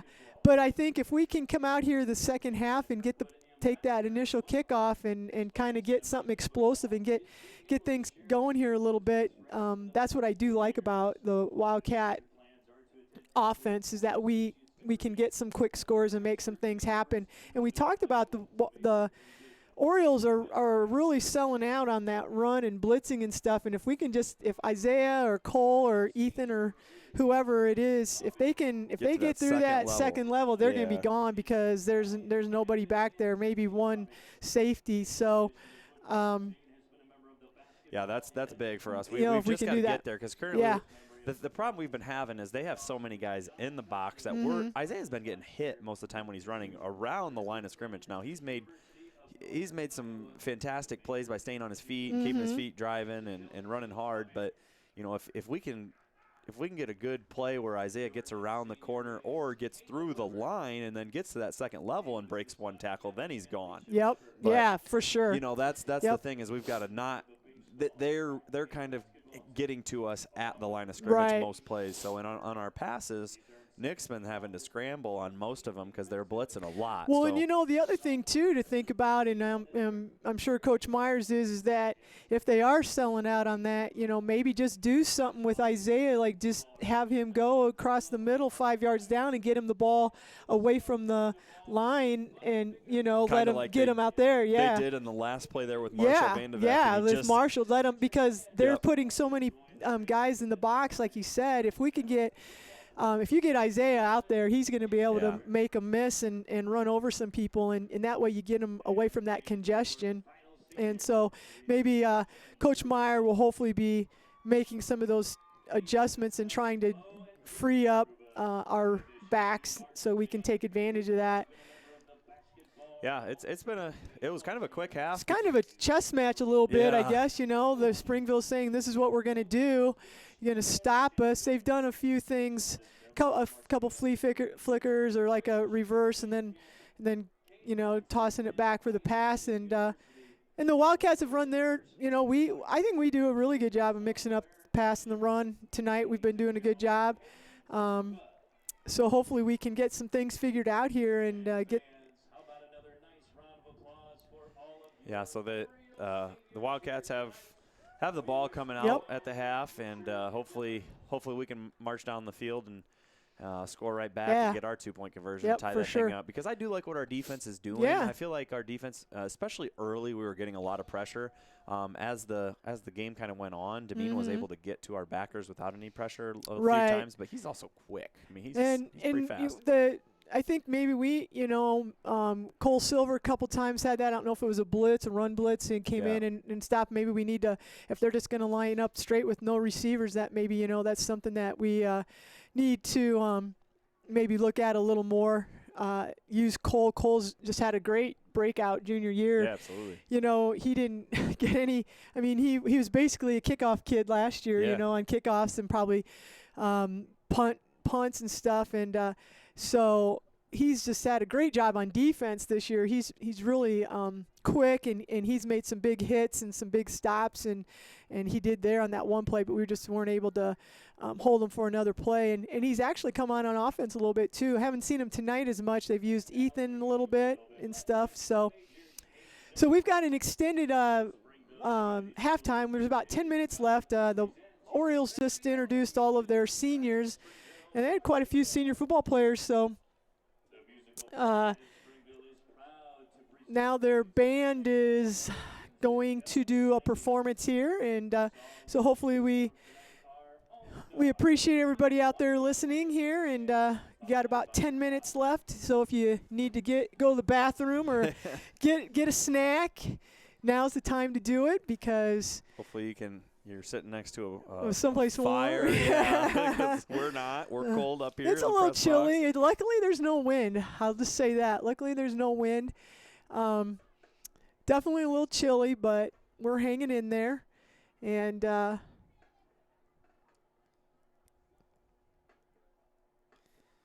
their band's coming out here to do a little bit of a performance, and then we'll be getting underway for the second half.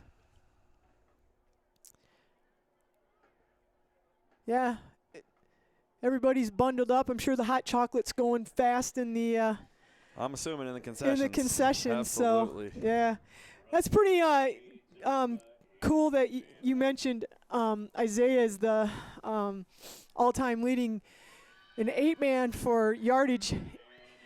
Sometimes you can look at that in a good way and a bad way. That means Isaiah was playing young, and but he's stuck with it, and he's had two. I'm sure he was at 1,000 yards last year.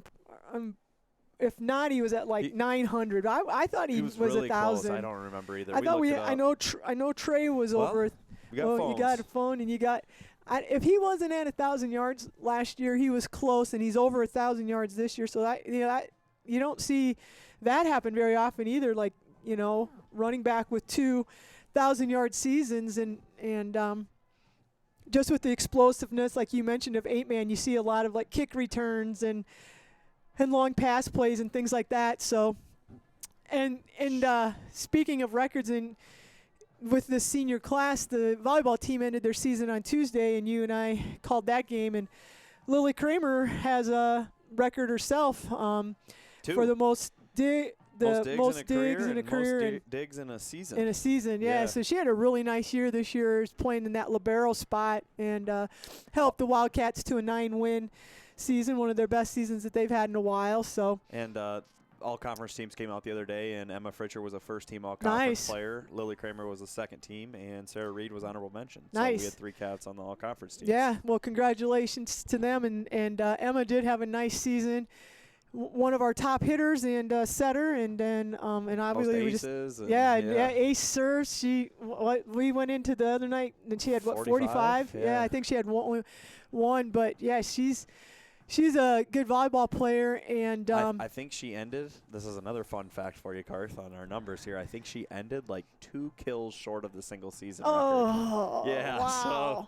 So but she's like 13 or 14 away from the career record. So she'll get that next year. I would assume. Well, good for them. I mean, and it's kind of cool to see some of these kids and that hard work, and sometimes maybe going through struggles as a freshman or sophomore playing, because a lot of times, I mean, there's a big difference between junior high and high school, and some of those kids that come in and have to maybe step in and do some stuff in on the varsity level their freshman, sophomore years. So kudos to them, and hopefully. Did you find out? Did he have 1,000 yards? 1051. Yeah, 1,051 yards. I thought so. I thought him and Trey both had 1,000-yard seasons last year, so that's pretty cool. And then to come back this year and have another 1,000-yard season by Isaiah. So I've seen Trey at about 4 of our football games so far this year. I've seen him a couple times. Playing football down at Co. Yep. And I tried to get him to come onto the broadcast. How's things going at Co? Pretty good. I had a good chat with him. Is he liking it? He loves it at school, which is great because he struggled. I know. We had to talk him into going out, man. He wasn't going to go out for go to college, which is fine too. Yeah. But he decided to go, and he loves it there, and he's playing both sides of the ball on their JV team right now. So he's like. He likes that. Yeah, he likes that. Is he wide receiver then? Or yeah, he's playing kind of like a split. Like nice, a slot receiver type. Totally perfect position for him, because if he gets the ball like this, man, he's going to bust some stuff, and it puts him out in the – actually, it's probably beneficial for him because it puts him out in the open there, and he doesn't have to, like we were just talking about, have to work about all those linemen and stuff. I asked him what the biggest adjustment was, and he was just talking about the speed. Oh, yeah, everybody. He's like, everybody's fast now. So I was like, yep, that's the way that it works. Yep, so. And then you go to the next level, and everybody's even faster. Yeah, so somebody's giving us a hard time down here. Mr. McLaughlin and Mr. Byers are giving us a hard time for our spot, but turns out we're nice and warm up here while you're freezing down there. So he says we're almost in Florida. Actually, the view up here is pretty good. So the only thing we have a little bit of an issue with is kind of where the down marker is or where the yards are. So, but that's cool, That's cool to for Trey and just any Wildcat. Mr. Mack's still giving us a hard crap. time. Yeah. It's cool though. I mean, as a coach, because we both played college sports. Yep. And my experience, and I'm pretty sure your experience was pretty good. And I'm happy to see Trey do that. And I've coached some girls in basketball, and I was kind of hoping they'd go to the next level. It's kind of fun to see a kid that you've coached and taught and watched them play go to that next level and see it, because it's a cool experience. I mean, things that you can do in college athletics it's pretty fun, even at the D3 level, which is both you and I played at the D3 level, and that's what Trey's doing. And I tell you what, the competition now, just with athletes and stuff, I don't care what level you're at, you're gonna it's gonna be competitive and challenging, and it's going to push you. And absolutely. And, that's what a lot of times people don't understand. Yeah. When you have a lot of success. I had a lot of success as a small school athlete, and then I got to college and I couldn't play. I wasn't good enough to play right away, and that was a huge eye opener. And sometimes kids aren't ready for that. I was one of those that wasn't ready for that. And it's a huge adjustment. It's a big adjustment. Yeah. And so a good kudos to Trey. And the cool thing is that Co's got a JV program, because I know sometimes you do go to some of the D3 schools, and if they are a little smaller, they aren't able to fill the JV team, and then that's where there can be some frustrations, and it's harder that way. But I was fortunate when I played basketball that my school had a JV program also, and I was able to play JV and get that experience that I needed to propel up into the varsity, to get onto the varsity and finally get some playing time on the varsity level there my last 3 years. So, very cool experience for any kid that gets the opportunity. And I know Keegan's looking to try and play football somewhere. Yep. And Nick Reed signed a full he's going scholarship to be go play D2, right? Yeah, D2 at Emporia State. Yep. That's a cool opportunity for him. His fun fact: his first college basketball game will be at Allen Fieldhouse against Kansas. Oh yeah, I remember you were talking about that. That'll be talk about an eye opener. Oh damn, that's gonna be crazy. Yeah. So. Well, I just remember one time my freshman year, so I didn't get to play much the very beginning of the year, and we went and played, and so we were NCAA Division III, and we'd been NAIA, and so we were still had they played. This is back in the 80s, in the olden days. I was born in the late 80s, 89. I'm way. But anyway, so my freshman year, so our school used to play Iowa State and Iowa, and we had Iowa State on our schedule my freshman year. Ouch. And it was just, it was in Hilton, and that's cool. and just as a Iowa, from Iowa, those places and you see them. And so I think I got to play mop-up time. Right. So that'll be kind of cool for Nick, just to go when you get to go and use that time, and you see it Kansas is doing that because they want to see what some of their young guys can do in an exhibition type, And it's honestly with a lot of those games. So like Kansas would pay. It's just and play. Yeah. And then the cool thing is if you play with them, like my freshman year of college, I didn't play a single minute in this game, but we went to Bradley and they paid us $7,000 to come there, and we beat them by 17. Yeah. So they were always all over ESPN that we D3 and beat D1. Yeah. Well, you still see that in NCAA, football. Those schools. Iowa lost to a D2 team a few years ago, Augustana, and then they lost to Augustana, South Dakota, and then they ended up having a good year. They won 20 games. Right. 22 games. So yeah. So I mean, but it's a good opportunity for those kids, and it's a recruiting tool too. You can say, hey, we get to go play in Allen Fieldhouse, or we get to go here and play, because it's just kind of a fun opportunity. So that'll be fun for Nick. But it's cool to see the kids go to that next level, because you see the work and effort that they do to get themselves to that elite level, to go to the next level. Some kids don't, and they just have a great high school opportunity, whether they played a lot or didn't. And that's what's great about high school sports is that there are 99.9% of the kids that come through aren't going to go on. But the ones that do, it's a really great opportunity. It's a really cool thing as well. So we've kind of got all over the place on our discussion, but you know what? That's what happens when they give us an extra 5 minutes. I know, man. And there's three touchdowns total between the two teams. I know. So nothing to talk about. So hopefully we're not boring you too much, but congrats to Trey, and hopefully they probably still have couple more games. Well, there he is right there. We should have had him come up. I know. There he is. It's in the red Oh, window. yeah, there so he he's is. hanging out with Yeah, Niall Coughlin and Wyatt Starry. Yeah, Wyatt, yeah. That's a crew. Yeah, there we go. A lot of hopefully those guys guys are from last listening year. to us out there. But anyway, yeah, so You know, the one thing I hope everybody got out of this halftime talk, Karth, is you were playing college basketball before I was born. That's what I hope everyone got out of that. Well, and look at us now. Yep, now we're broadcasting together in the baseball press box for the football game. So actually, the view over here is pretty good. So Mac was giving us a hard time. It's not that bad. I would rather be here than Mr. Ratliff actually texted me and said that his view is not really that great either. So it's probably because he's not tall enough to see over the window. Yeah.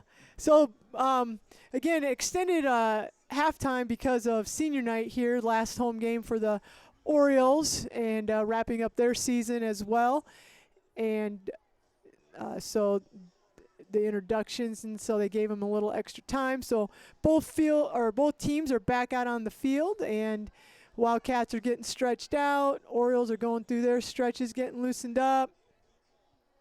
Officials are conversing at midfield. And mandatory. So we had 20 minutes, and then they also added the mandatory 3. So it's 23-minute halftime. So we've got about a minute left here, it looks like. And we will get started, yeah. So we'll see. Wildcats, it's going to be first half, really it was, I think each team had 3 possessions, didn't they? Yeah, each team had 3. We kind of had a shortened one at the end, I guess. And anyway, no fumbles, no picks, no anything. Just a couple penalties. That kind of they kind of works out. They hurt both teams. Absolutely, they did. Springville was driving. It had third and what was it? It was fourth. It would have been fourth and goal from the one. Yeah, fourth and goal from the 1, and then they had we thought it was a holding, but it might have been a personal foul because they moved it back about 15. Then it turned it into fourth and about 25, and then they picked up about 12 of those yards, and the Wildcats were able to take over, and so that was a big defensive stance, and a couple penalties kind of hurt the Wildcats in the sense that it gave the Orioles a little better field position than what we wanted to give them. But anyway, Wildcats will get the kickoff, receive the kick here, and I just gotta laugh out there. Keegan's warming Nick up, catching the ball with his hand all taped up, But he's got he's had an injury on his hand all year. Keegan hurt his hand about first or second game of the year, and he's been. And it's not pretty either. Nah. He's been playing with it, but there he is warming up Nick on the he's got to get warmed up because he's got a couple touchdown passes now. So that was just that would be Keegan. He had some big pass catches. Was that against Midland or Easton Valley out of that tight end position? Yeah. So I like the little play that they run for him sometimes. Yeah. He kind of sneaks out of there because you don't expect him to get out to the in that one game, flat. he had a couple big catches. And he does. Yeah. So back deep here, we got Isaiah Dam. It looks like back deep. He hasn't been doing kickoffs much, and he's going to catch that one too. And here Cole we Silver, go. and so there's some blocking, and Isaiah gets it out. Nice field position, good return. Yeah, Wildcats are going to have it way up at the. Is that 30-yard line there? No, that's just the 30. Yeah, I thought we were getting to the 40, but 31. No, actually. 30-yard. I mean, that's our best starting. From a kickoff, that's good. So great job. Isaiah just really does a good job, and I know Trey did it last year. They just put their hand out in front of put it on the blocker, and they just really do a great job of finding the blocker. So here we go. Here the Wildcats go. They have Isaiah Dam. Oh, nope. Now they're shifting a little bit. So you have Nick Reed at the quarterback position. You got Ethan Ty going in motion, and they're going to fake it to him, and then I like counter that. There you go. Come on. Isaiah Dam gets about 13 on the carry. He actually nice. So it was a little counter play, and it drew the defense to the left side to follow Ethan, and Isaiah makes a good run. The one thing I thought there is I thought that was going to be broke. I did Isaiah too. One-on-one is good I did too. for us most of the time. So big way to start the first half, though, with a nice run and a first down. You're at midfield right now. You know it. Yep, 1st and 10. One play in midfield. We'll take that.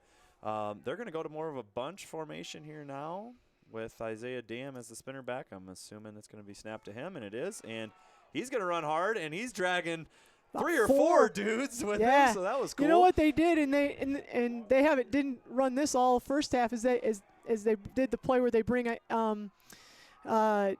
Draven Silver in and put him in that fullback spot there, and Draven and give us an extra blocker. And we talked about how the Orioles are a little undersized, and so Wildcats have come out and have really done a nice job. So there's another first down. Another first down. It puts us at the 28-yard line. All 2 plays, and we're already at the 28-yard line of the Orioles. So Wildcats are going to go to that power formation again here. Probably no surprise who the ball's going to go to. And yep, it's a high snap, but Isaiah jumps up and grabs it, and he makes a nice little cut, and he gets a. I mean, I would guess he's running hard, 6. yeah. So Isaiah, they're just snapping at Isaiah and say, "You tackle our horse you guys, on this one." So you do it. You want us to do that for you guys? You're just going to give it to Demeen and run. Well, we're just going to give it to Isaiah. And Demeen might be a little faster. Isaiah's a little stronger. Oh, definitely. So yep, that's what I would say. Yep. So Isaiah has every touch of the second half here, and I'm okay with it. He's running hard. So similar formation again, could be a similar play again, and it's snapped to Cole Silver. Cole Silver, who gets about 2, I would say, on the carry from that one. So that'll bring up. I was actually wrong on the last play. It was a gain of 4 by Isaiah. I think you got another 1 or 2. Our angle's kind of weird here, but. The guy did not move at all, though. The sticks didn't, so they still say 3rd and 6 on the. He might have got a yard. It's hard to say, but so we got back to the line of scrimmage, it looks like. We'll see what the Wildcats go with. They're going to go bunch formation again here. Maybe Isaiah on this one, I'm assuming. And it's high snap to Isaiah, goes up and gets it, but then he's going to drag it outside. Wow. And I just don't think we can go outside on these guys. So we attempted to go outside, and Isaiah's caught and drugged down. So for a loss of maybe 2 on the play. No, almost 5. Oh, wow, yeah, he's further back than I thought. No, about 3. It's going to make a 4th and 10, basically, almost, according to where the yardage is. So he lost about 5 on there, 4 or 5. So Nick Reed's coming in. Reed at the shotgun formation. He actually hands it off to Dam, and Dam is stopped. So I thought we looked like we were in passing formation, and I think that they were looking at that as well. And the Wildcats are unable to get much other than maybe a couple yards on that. So that's a turnover for the Wildcats. So that'll bring up Springville with the ball on about the 30. Is it 30-yard line there, Carr? They said 28. 28. So that's kind of one. You almost have to go for it. So the Orioles will take over 1st and 10, and they're going to go right back to where they left off in the first half. They're going to go with, well, I guess they just have one Demeen by himself, and there's a big play right there. He's tripped up by, it's Keegan Kulu tripped him up before he could. And it looks like he picked up maybe about 3. Nice play right there by the Wildcats. That would have been nice for us. We had a big thing going there, and then we kind of stalled out. So hopefully we can get the ball back here and kind of get back at it. Yep, 2nd and 8 here, 2nd and 7. Yep, they have 2nd and 7. So Orioles. And they come up, and they're under center with just a single back. They're just going to pitch it, and he's going to go to his left, and he's going to get outside, and there's a first down. And there's – is that Draven? Draven ends up making the tackle downfield. Yeah, good hustle by Draven. Big run there by Demeen. Picks up a first down and gets the ball down into about the 33-yard line of the Wildcats. So the Wildcats got to get their defense going here. There's a pitch to Demeen, and he's going to go to the right-hand side this time, and there he's tripped up. I think Ethan Ty might have got in there and tripped him up. And they're going to say Draven wrapped him up. I guess he got more than I thought. He got about 6 on the play. It's about 2nd and 4. Springville crowd's going crazy on something over there. I don't know what happened on that. Yeah. But.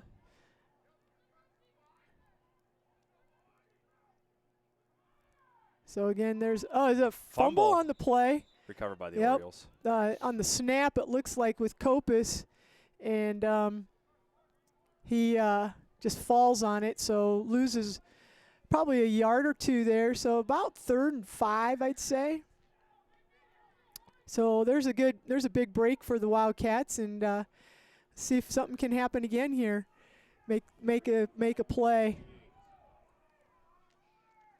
So we got I formation, Copus under center, same formation. There's the pitch, and there Cole Silver got in there, kind of blew it up a little bit, but he was blocked, and then Draven Silver came and slowed him down. They stop him short of the first down, so yeah. I think, Garth.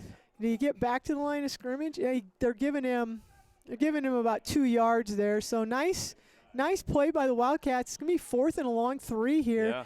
And this is a big play right here. The Wildcats need to kind of maybe use that size. Really, they've been getting some push there. Cole Silver kind of blew things up a little bit and forced Demeen back into where they had some support. So we'll see here what happens. It's just going to be the power package again, I guess, for the Orioles. Single back, and they're just going to turn and kind of get it outside. Oh, nice play by the I don't know what. Oh, there was a fake or something, and they went with Demeen, and the quarterback kept it. Tricked me. Yeah, Copus faked the Demeen pitch, and everybody went with Demeen, and Copus just was able to take it up the middle. Still had about 2 opportunities to tackle him. Yeah, we still just weren't able to. So, unfortunate play right there, though. That could have been an excessive celebration there. No doubt. 87 on Springville? Mm-hmm. That was kind of disrespectful Yeah. what he just did, but they let it go. So that'll be they're going to go to that weird formation again here. See if the Orioles made any adjustments to it. So they got Luke Menster, and Draven Silver's going to go after him, and this time they had 3 instead of one guy going up. 3 guys went up, and they just left the receiver in the back of the end zone, and Menster either has the option to run or throw, and all the Wildcats forgot about the receiver, and they passed it right over their heads. So the 2-point conversion is good, and with 6:21 left in the third quarter here, it's 22-6. So the Wildcats have to respond here. We know we can score a lot of points quick, but we've got to respond, and we've got to get a score on the board, I would say, this time. Yeah, Wildcats need a touchdown here, so 22-6. We had a good start to the drive last time. And then we're just kind of we're just not sustaining some things, and so hopefully we can get a good return. We had a good return last time. Isaiah got us out to like the 30-yard line. It was a good field position to start with, and we moved it right down the field and got it inside the 30-yard line on the Orioles end of the field there, but then we just kind of stalled out. So we got Isaiah Dam back again, and it looks like Ethan Ty and Cole Silver are back there for the Wildcats. So hopefully the Wildcats can have something on this drive. This is a pretty significant one, and it's going to be kicked short, and it's let go by Cole Silver, and now it's trouble for the Wildcats, but it's picked up by, is that Dam? It was Isaiah Dam picked it up. Yeah. I'm not sure what Cole was thinking. I think Cole was thinking let Isaiah get it. And the thing is Cole is the up back, right, and Isaiah was more in the middle of the field, and it was kicked more to the left-hand side over there, and I don't know, but give credit to Isaiah. He picked it up, and he got us out to about the 12-yard line. So picked it up on about the 3. Yeah, not ideal field position. So the Wildcats here, we need to put together a drive. We've got 6 minutes to go in the third quarter. Plenty of time here. Wildcats are going shotgun formation. They're bringing Dam across, and they're going to fake the handoff to Isaiah and throw it to. Now and they're going to flag on the play. It's kind of a hold. It's late. Nick didn't get hit at quarterback, though, so I'm assuming it's going to be a hold on the Wildcats, but I could be wrong. It'll be half the distance there, probably. Central City either way, so. Not. We'll see what the call is. Oh, they're going to decline it, so that's a good deal. Oh, they're waving it off. Oh, so okay. That's the second time that there's been a flag that they've waved off. So I didn't see anything. Yeah, I don't know what that was. If that was going to be a hold, I was going to be confused. It was late. It was after he threw it, and there wasn't really. So anyway, 2nd and 10 for the Wildcats, and they're at about the 12-yard line. Wildcats have Isaiah Dam in the spinner back formation, and ball snapped to Dam, and he's going to go direct straight up, and he's. Yeah, there's 2 Orioles that get right through the line there and hit Dam right at the line of scrimmage, so no gain on the play there. So that brings up a 3rd and long. Wildcats got to get something going here. Yeah. Offensively, we haven't had much success with the pass recently or the run, to be honest. So we had a little success, I guess, with Dam up the middle there for 2 plays, and then we kind of stalled out. But we will see what the Cats draw up here. They have Nick Reed and Isaiah Dam in the backfield. 2 guys split.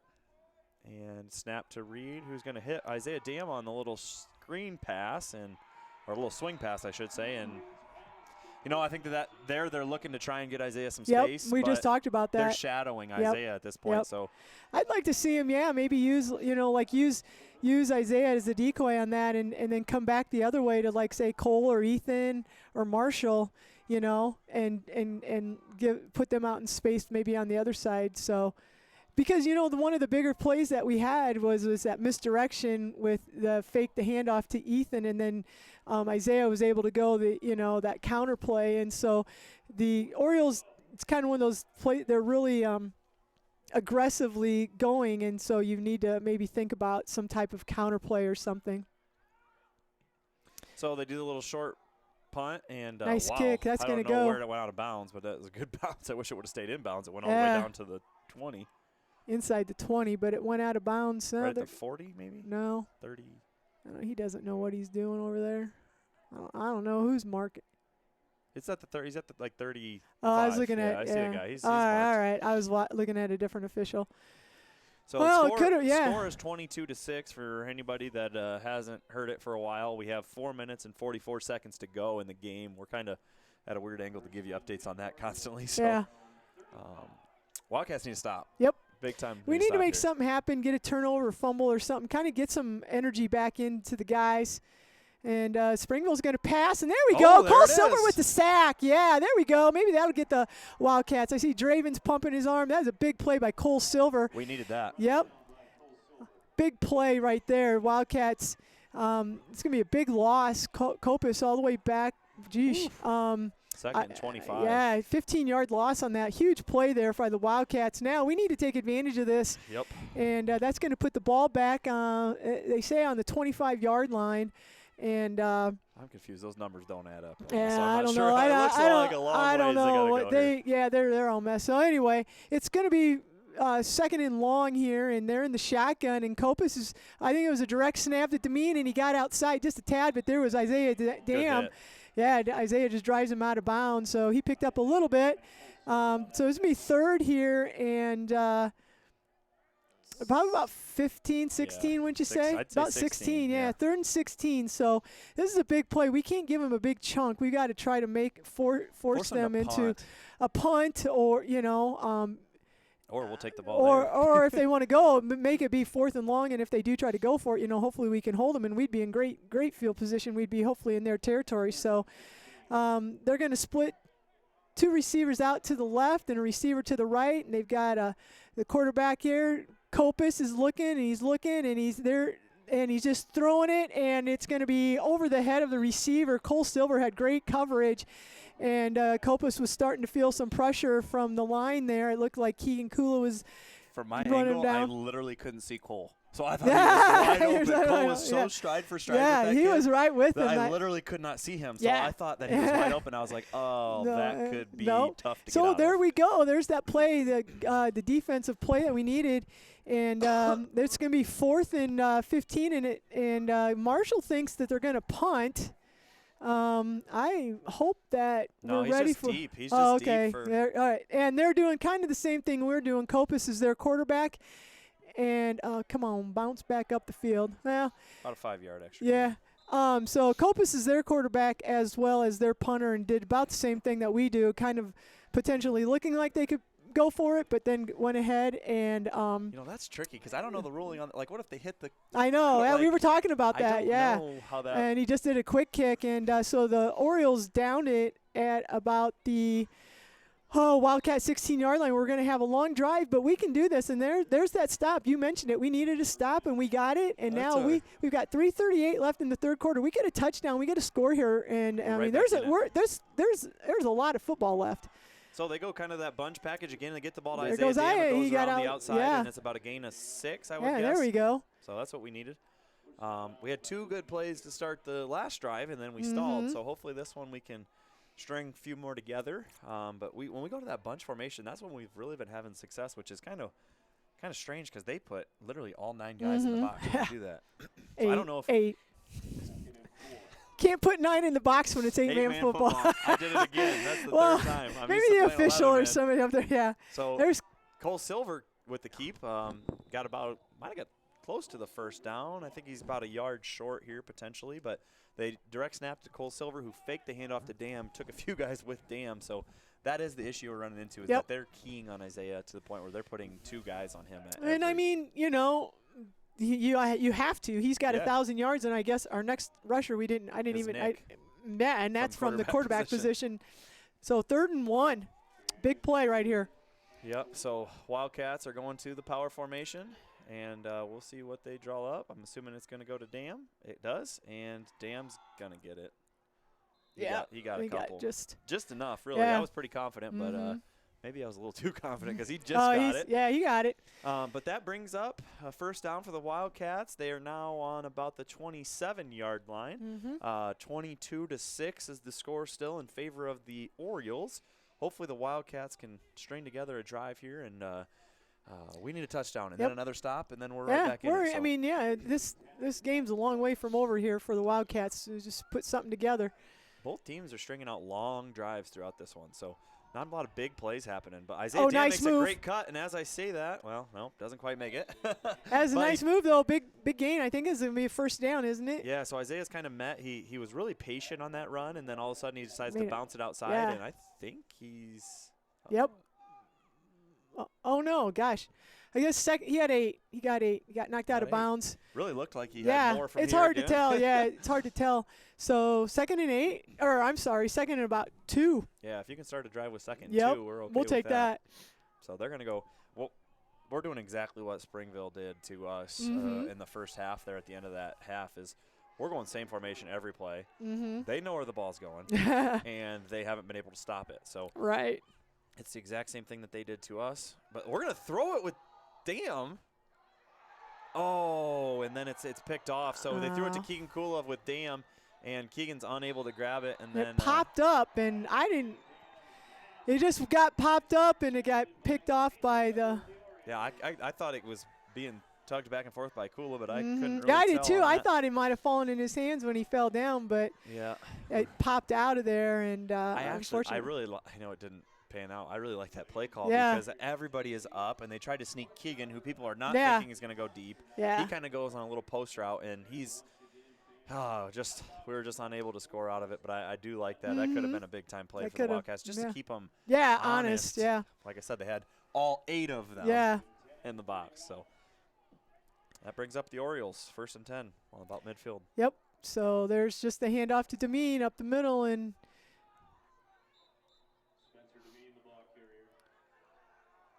that Draven.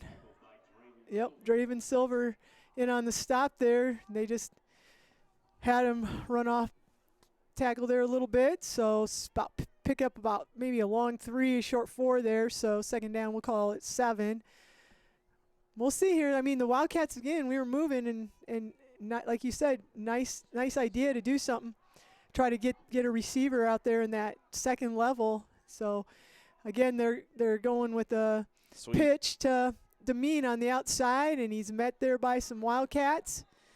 And he's going to be short of the first down, so it's going to bring up 3rd down. I see Dam and Draven Silver getting up off the bottom of the pile there.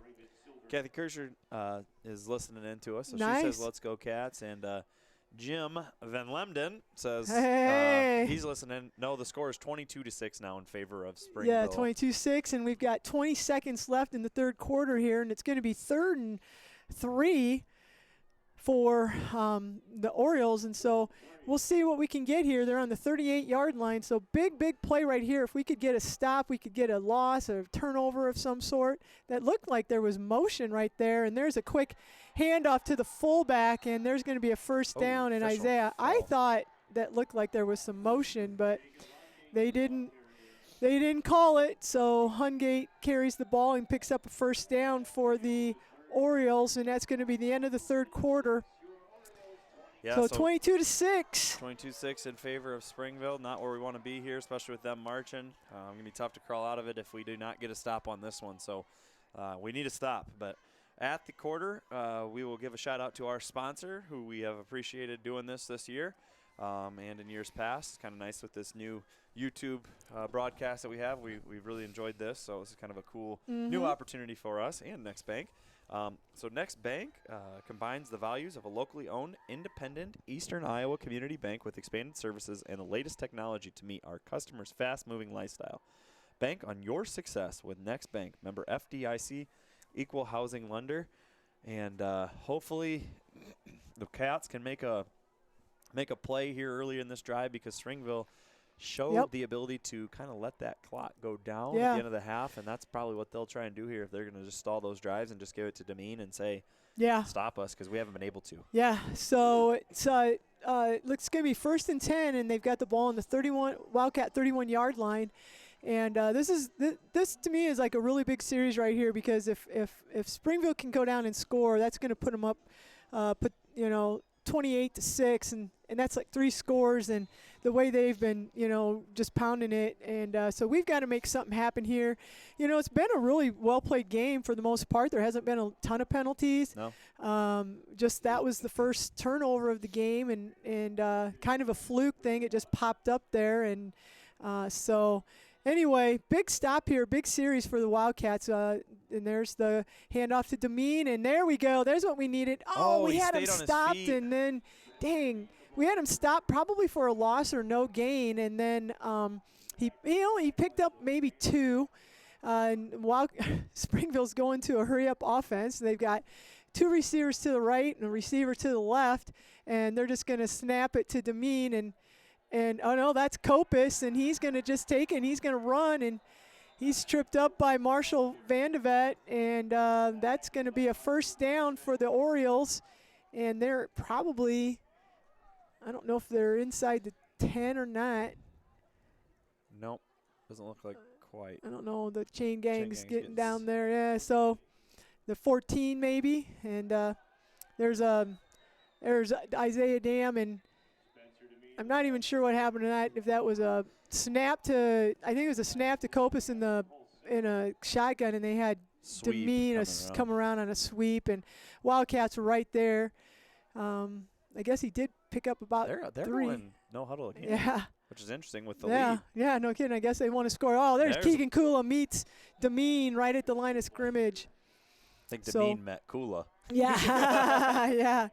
So that's a loss on the play. Nice play. So it's going to be 3rd and 9, right? Is that? Yeah, they have 3rd and 10, 3rd but and it 10. looks like 3rd and 9. I don't know. They haven't been matched up, so we're just going by the sticks there. So 3rd and 9, big play right here for the Wildcats. Now the Orioles are huddled up.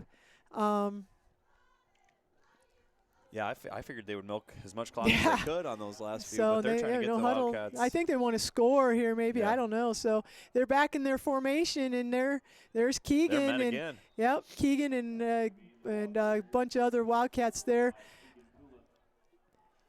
He met Kula again. Yep. Reintroduced to Kula. Had maybe picked up another yard, so here's going to be a big play right here. I'm not going to say it's the play of the game, but there's 10 minutes to go, and it's 22-6. It's going to be 4th and 8, and it looks like they're about on a, 15-yard line maybe.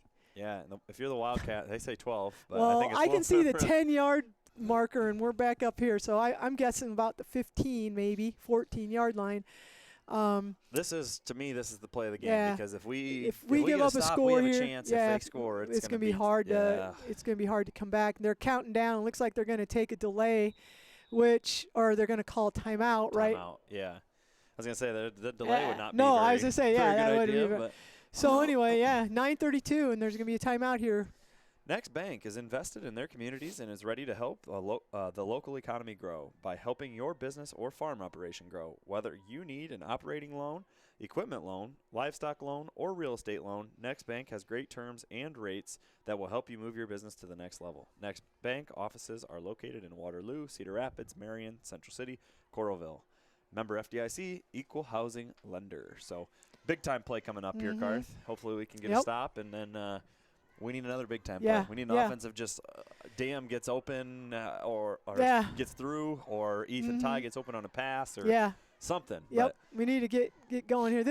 We get a stop here. If we can get a stop, you got to think that's going to pump up the guys a little bit here, get that enthusiasm back going in, and hopefully kind of carry over to the offensive side. So, like we said, a big play here.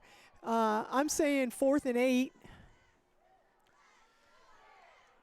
for the Wildcats. look ready to go. Yep. Springville still in the huddle here. Yep. Crowd's ready to got go. 9.5 minutes to go here, 22-6. And Kopus is going to get under center, and they try to fake. They try like a fake fumble, Ruski play or something. Did not work.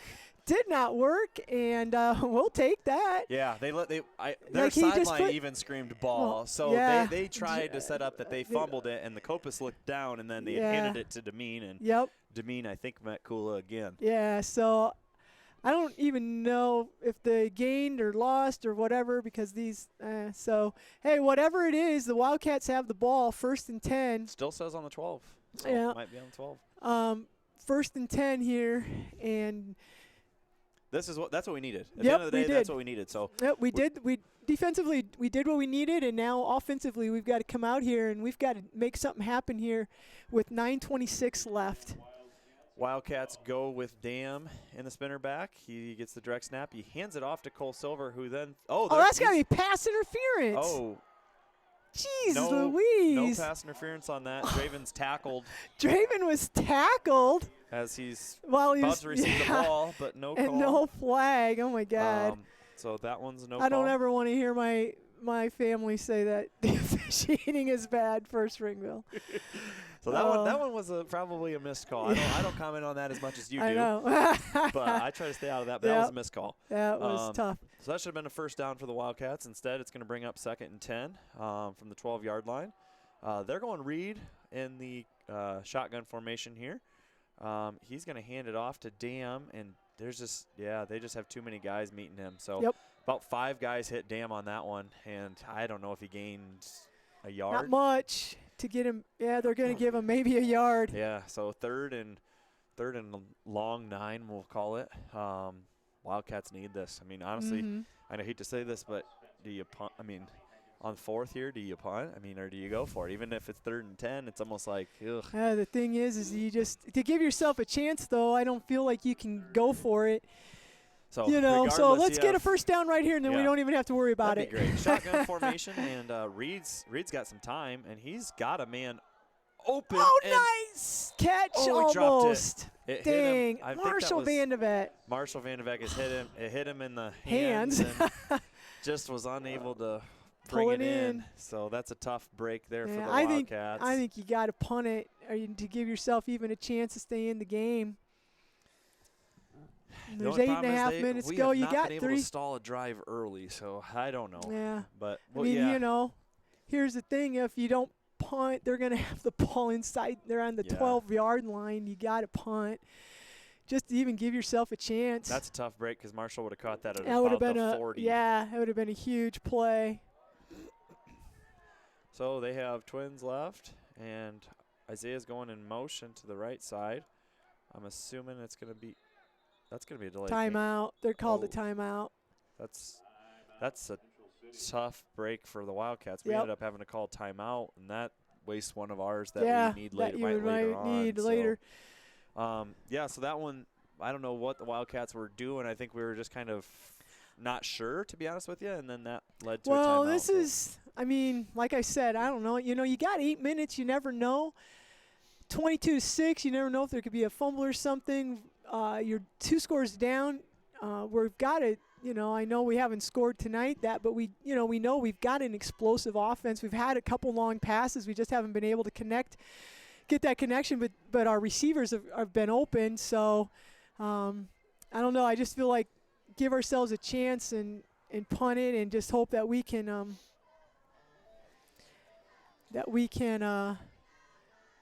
get a stop and get a turnover or do something, I mean, Springville's still throwing the ball and stuff, and so They went we'll no find huddle out. on the last one. Yeah, a little but I bit. just think they were just trying to Yeah, get us off guard. On that. right. They're not going to go no huddle again, I would assume. So we have Reed in the formation that we punt out of, but also the formation that we go for it. We're going to go for it, and he's open, but Reed overthrows him, so that does hurt. That puts the ball at the 12-yard line for the Orioles. I kind of understand where it's coming from, but that's going to be tough now to get out of. You got to get a stop here. I just But don't. here's the difference is now, this is what I was thinking initially, is that now you shorten the drive so that if they have it out here, they've been able to move it to the inside the 15, 20-yard line most of the time anyways, so then you're taking 4 minutes off the clock.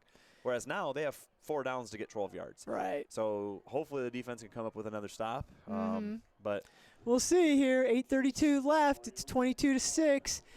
They're going to have first and 10 on the 12-yard line, and they're going to line up with Demeen going in motion, and they're going to turn and hand off to the tailback, and he's drug down. Is that by Isaiah? I think. Isaiah, Yep. Yep. Hungate, the ball carrier there, and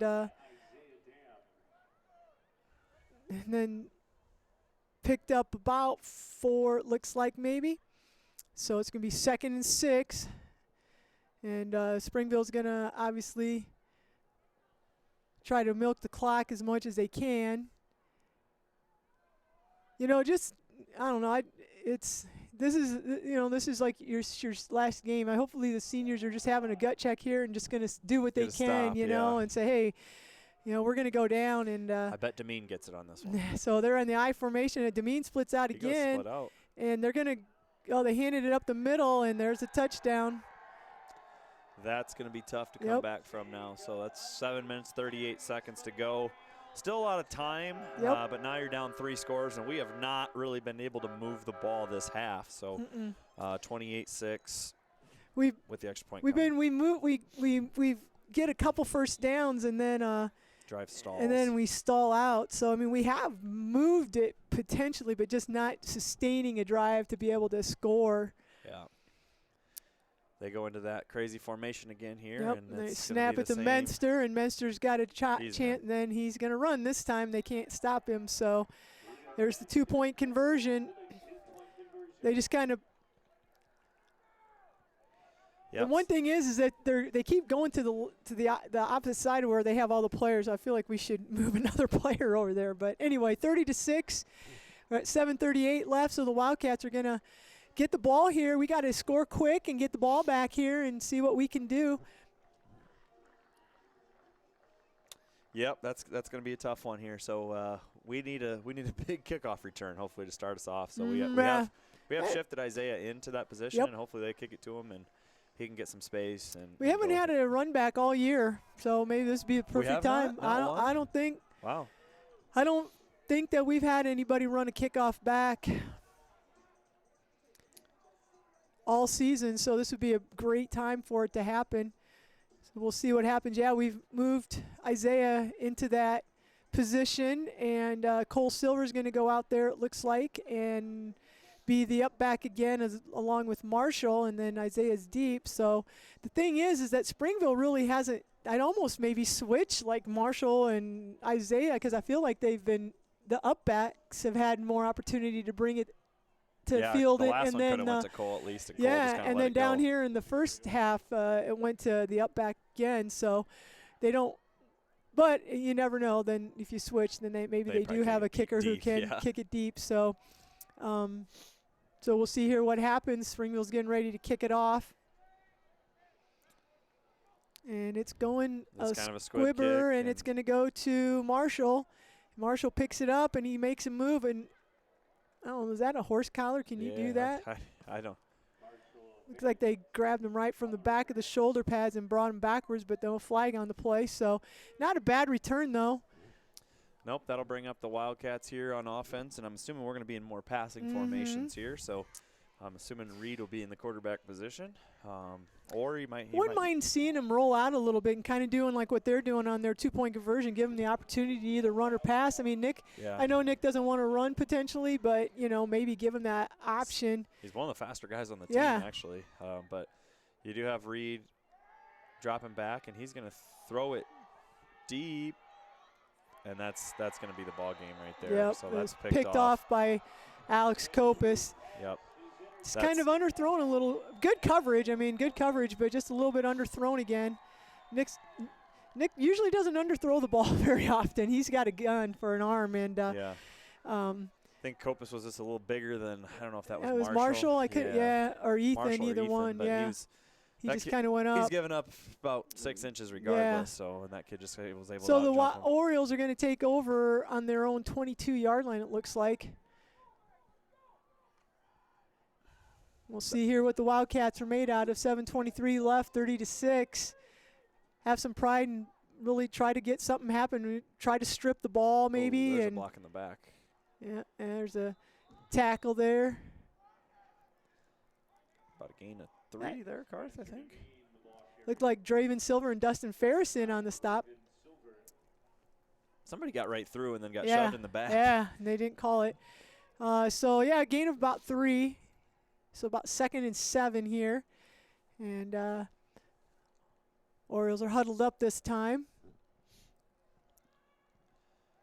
Yep, they're going to take a little bit more time off the clock on this. So there's 6 minutes and 45 seconds to go. The score is 30-6. You got a player over and then swing it back to Demeen. There's Cole Silver and that Draven Silver. That was a good hit by Draven. Yeah, Draven's having a heck of a game tonight. He really is. He's had a good last few weeks. Yeah. The last 3 weeks he's played really well. So I would say no gain on the play there. Yeah, 3rd and 7. Yeah, about 3rd and 7 again. Still going to be tough to come back on this, but we need to stop on this play right here. So right here, force them. They're gonna. I mean, I would guess they would punt if they don't make the first down. So there's gonna fake. Kopis is rolling out. There's got a block in the back right there, and he's just going to keep it. And there, he hurdled another. He hurdled that. Now they're throwing it. Well, let's see if they call it and do something, or they're going to pick it up. They did that before. Two guys threw it on that one, so I'm assuming that's going to be a flag. I thought it looked like Draven got pushed in the back there. It was actually Draven on the one before that got pushed in the back. He legit did it on that one, but on that far side, I couldn't really tell what happened. But that was another hurdle there, and I'm assuming that's coming back 15. Well, I'm guessing it was a first down. Did he get the first down? He must have, because we're taking it looks like they're going back. So that'll be a. Was that a? When he's moving the ball. Oh, is it from the spot of the foul? It's from the spot of the foul. Dang. Yep, so spot of the foul. Well, it moves it back 3 yards, so it's going to be 3rd and 10. 3rd and 10 now. So that's all right. 3rd and 10 here, big play. You know, if you're the Orioles, I guess if you don't make it, I mean, you can go for it. But, again, I would. Punt. Yeah, they'll punt because you're not going to want to give these guys. So this is a big play right here for a chance still. 5:55 left. So the Orioles have got 2 receivers split to the right, 1 to the left. Kopis is doing a quick throw out to Demeen, and there's 2 arm tackles. Come on, guys. There it is. And that's going to be a touchdown. Cole Silver read that and just wasn't able to stop it. And then I think it was, I don't know if it was Draven Silver but unfortunately, just a little lateral out to the flat right there, and Wildcats just weren't able to make a tackle, and it turns into a touchdown for the Orioles. Yeah, that's tough. That'll be the ball game for sure now at this point. But at the end of the day, we still have some kids out there playing their last football games. And let's hope that these boys. So they're going back to this time they're going under center, doing the same thing. So there's Menster. This time Isaiah Dam says, "You're not going to run around me this time," and he swings him to the ground. And so the 2-point conversion is no good. So it's going to make it 36-6 with 5:41 left in the game. So we have Brandon Hennick and Tyler Rundle giving us shout-outs, and one of them just chiming in or just tuning in, we are down currently 36-6. It's been a close game all the way through. In the last, just the last 5 minutes, they've scored. Well, 3 we gave them times, the right? ball at the 12-yard line after trying to go for a 4th down, and then this was the first big play of the game. For either team. Yeah, for really either well, team. other than the double reverse Yeah. pass, I guess. But still, that was like a 30-yard play. I compared mean, to- it was a big enough play, but this was the first long play. So, Yep. let's see what we can do. Like I said, run back for a touchdown would be nice. Get a really quick score here. We got Isaiah, I guess, again, is deep, and then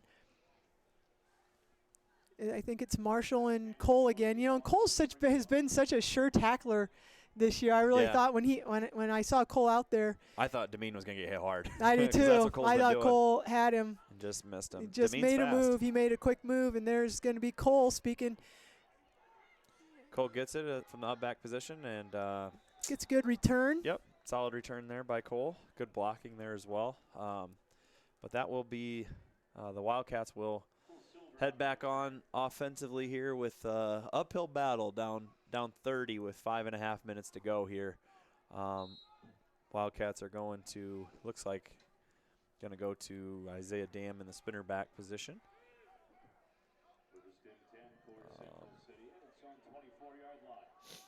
So the ball's going to be snapped to Dam. He's going to keep it.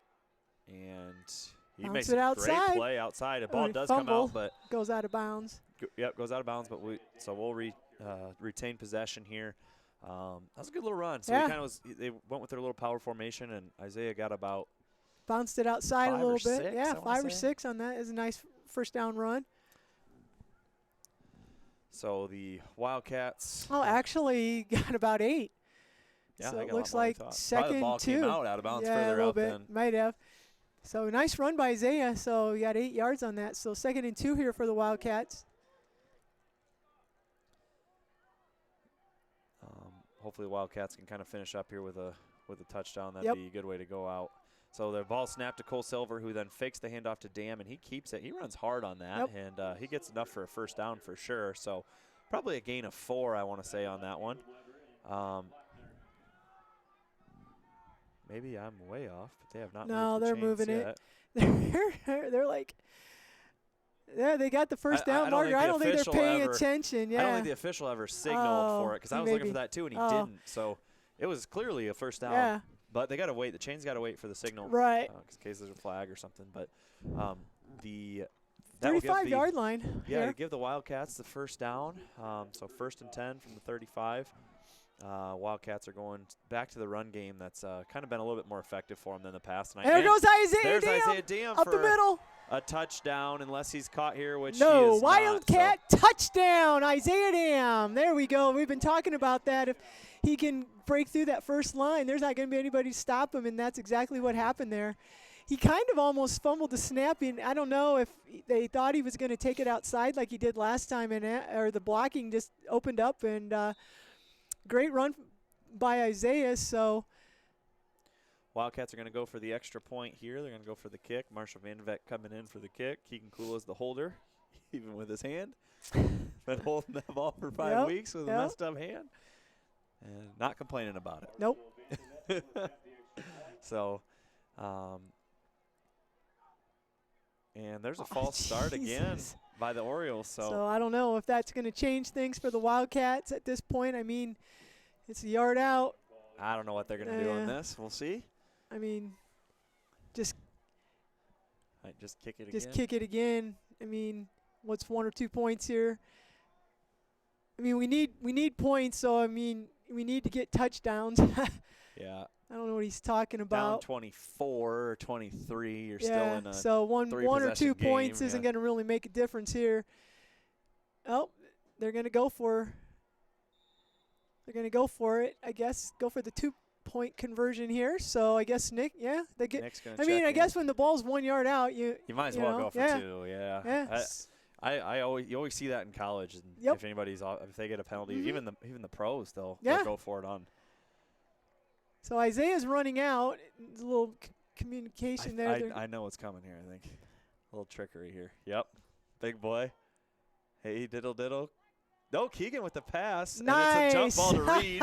Keegan to Reed for the 2-point conversion. So Keegan has done that a couple times this year as far as like when we needed a short yardage. Keegan goes up under center, and they just use him as the quarterback, and they try to get a quarterback sneak, and I think that's what you thought was going to happen. That's exactly what I was thinking was going to happen. They split Nick out to the bottom of the field here onto our left, and Nick's 6'7", and I didn't catch who was defending him. He wasn't 6'7".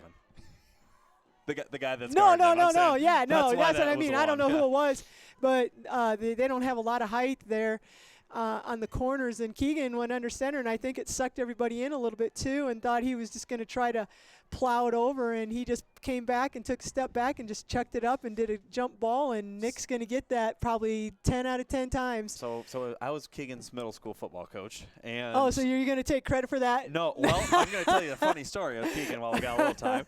You always line kids up to, who wants to be the quarterback? First one up, Keegan Kula. So Keegan was a big boy in 7th and 8th grade as well, but we did have him run the ball. We just we had a play called Hey Diddle Diddle, Keegan up the middle. And then we'd go to the left side and we'd go to the right side. And kids did not tackle him very well. No, they probably didn't. So I like that no-quit attitude here for the Wildcats. They kept going. Now they're going to go with an onside kick, and the Orioles just down it. So with 4:40 left in the game, it's 14-36. Springville's up. There was that one big play that the Wildcats just gave up, and then that 4th down in deep in our own territory that we gave them a very, very short field. And, but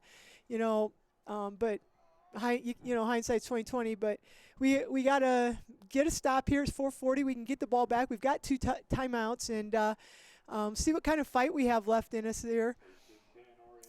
They're at their own 35-yard line, so we'll see. Maybe we can get a turnover, fumble here would be huge, fumble, something like that. And they're going to hand off to the tailback, Hungate, and he's just stepping over Ferris there, got pancaked, and I didn't see who knocked him out of bounds over there, but Silver? It looks like Isaiah Dam there, and so it's going to be 2nd down, and he got about 6 there. Not what we want to do on first downs, but 2nd and 4.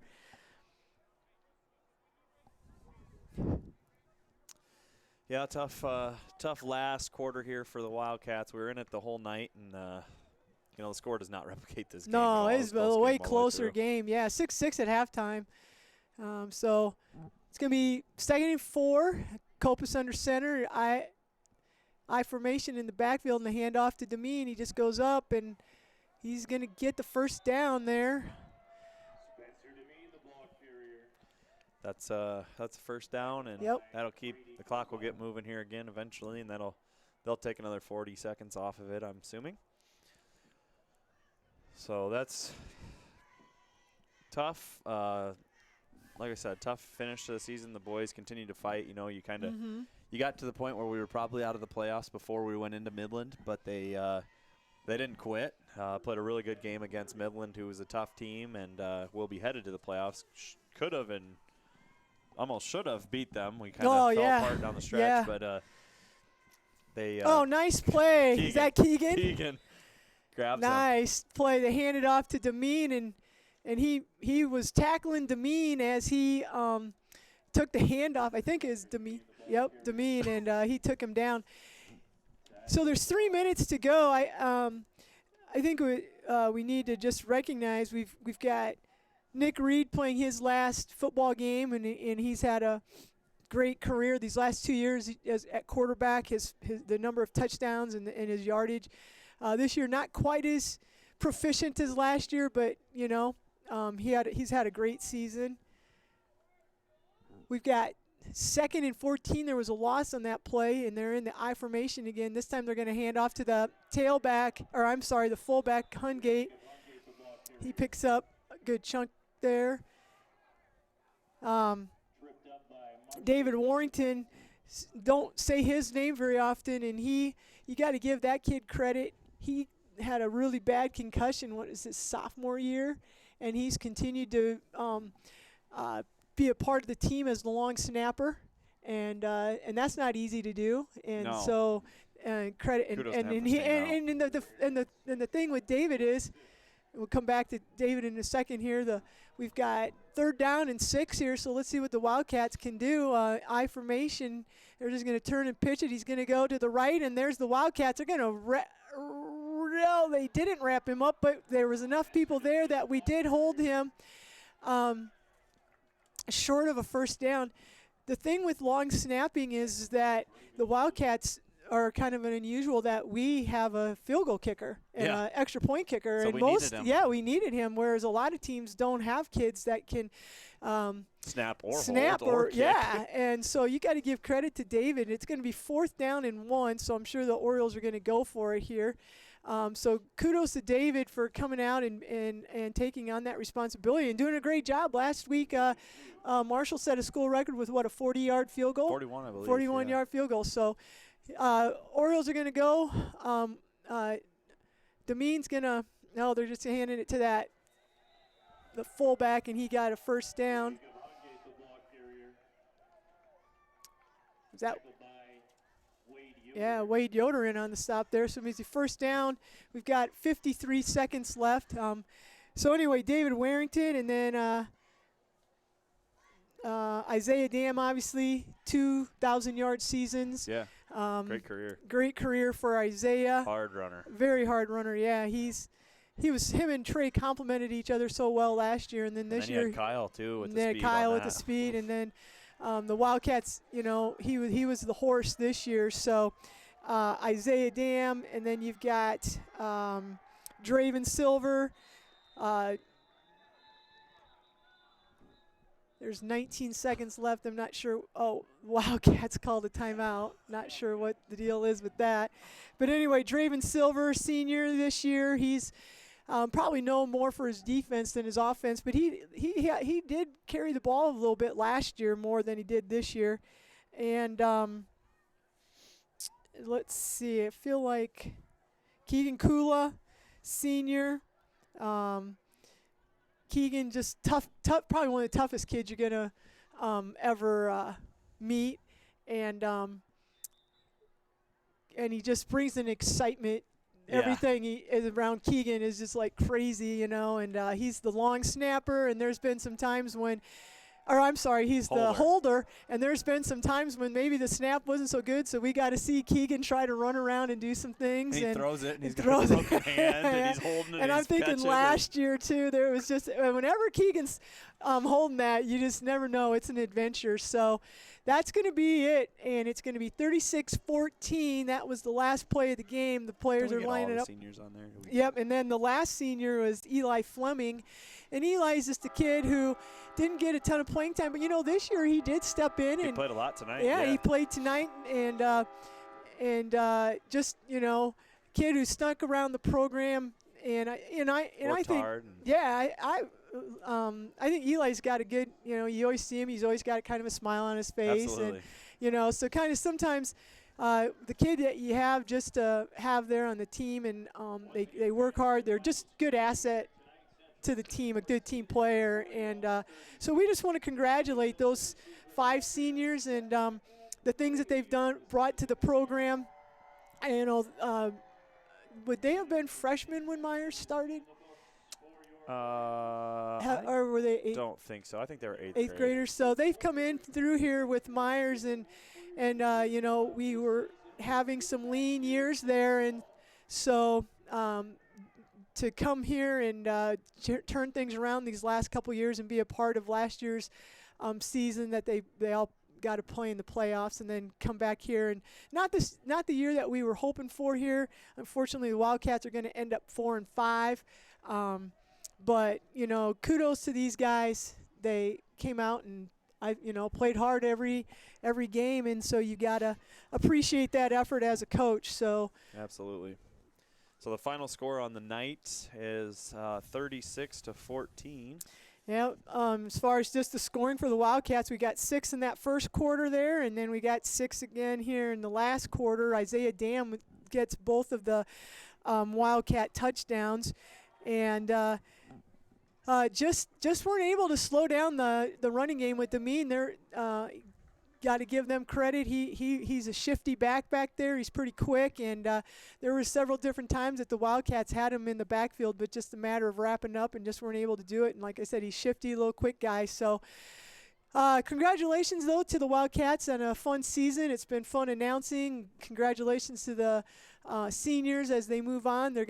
Most of them are gonna, I think, are basketball players. Yeah, I don't know about Draven. Draven and Isaiah. Yeah, and Isaiah don't, but you'll be seeing Keegan and Nick and Eli doesn't. Eli's 50-50, he said. Oh, is he 50-50? So he went out a few years ago, Yeah, so. well, good for him. But, yeah, they're good football players, and I'm sure Isaiah's going to get some probably all-district awards. I would assume Keegan would defensively. Yeah, and Keegan as well. defensively, and just you gain 1,000 yards. You're doing some good things there, and so anyway, maybe one more shout out to Next Bank. Yeah, we'll read Next Bank line here, and once again, we always appreciate everything they've done for us. It's been a fun fall, getting to do a lot of these games of volleyball and football. So Next Bank combines the values of a locally owned, independent Eastern Iowa community bank with expanded services and the latest technology to meet our customers' fast-moving lifestyle. Bank on your success with Next Bank, member FDIC, equal housing lender. We'll be back at it this winter. I won't be a whole lot coaching during the winter, so Karth will be on many of them, I'm assuming. And yep. Yeah, we got this YouTube channel. If you missed any of the games or any of the volleyball games, you can go back and you go to the YouTube channel, and they're all right there to listen to. If you want to listen to how a family member did or pass this information on to your family members, we have Nick and Sarah Reed's uncle from Florida who listens in. And I know in the past when we've done this last couple years, we've had people from down south on vacations and different places. And so make sure you're letting people know that we're doing this. And we do appreciate Next Bank and for allowing us to do this. And so, we're going to be taking a break here until basketball season, and then we'll have a schedule out on the games that we'll do there for basketball, so you listeners can listen in and find out how your favorite Wildcat is doing. And so we do appreciate that, Next Bank. So just kind of putting a wrap on tonight's game. Isaiah Dam gets 2 touchdowns here in the first and the fourth quarter for the Wildcats, and just couldn't get our offense going. We moved it between the 20s, and then we would just stall out a little bit. Yeah. We just couldn't get things going, and Springville just, they had a good running game, and Demeen's a good back out there. And so anyway, unfortunately, Wildcats come up short tonight. So the final score here is going to be 36-14 Central City, and I'm Cindy McCarthy, and for Tana Carlson, we again appreciate everybody who was able to listen tonight and all throughout the football season. Hope you enjoyed it. And again, we'll be back for basketball season starting in late November. Oh, we start practicing. Yeah, I mean the games late like November. The first girls game will be, I think, November 26th. Okay. Yeah, so late November we'll be back at it with some basketball for you fans out there. So until then, go Cats. Absolutely, go Cats.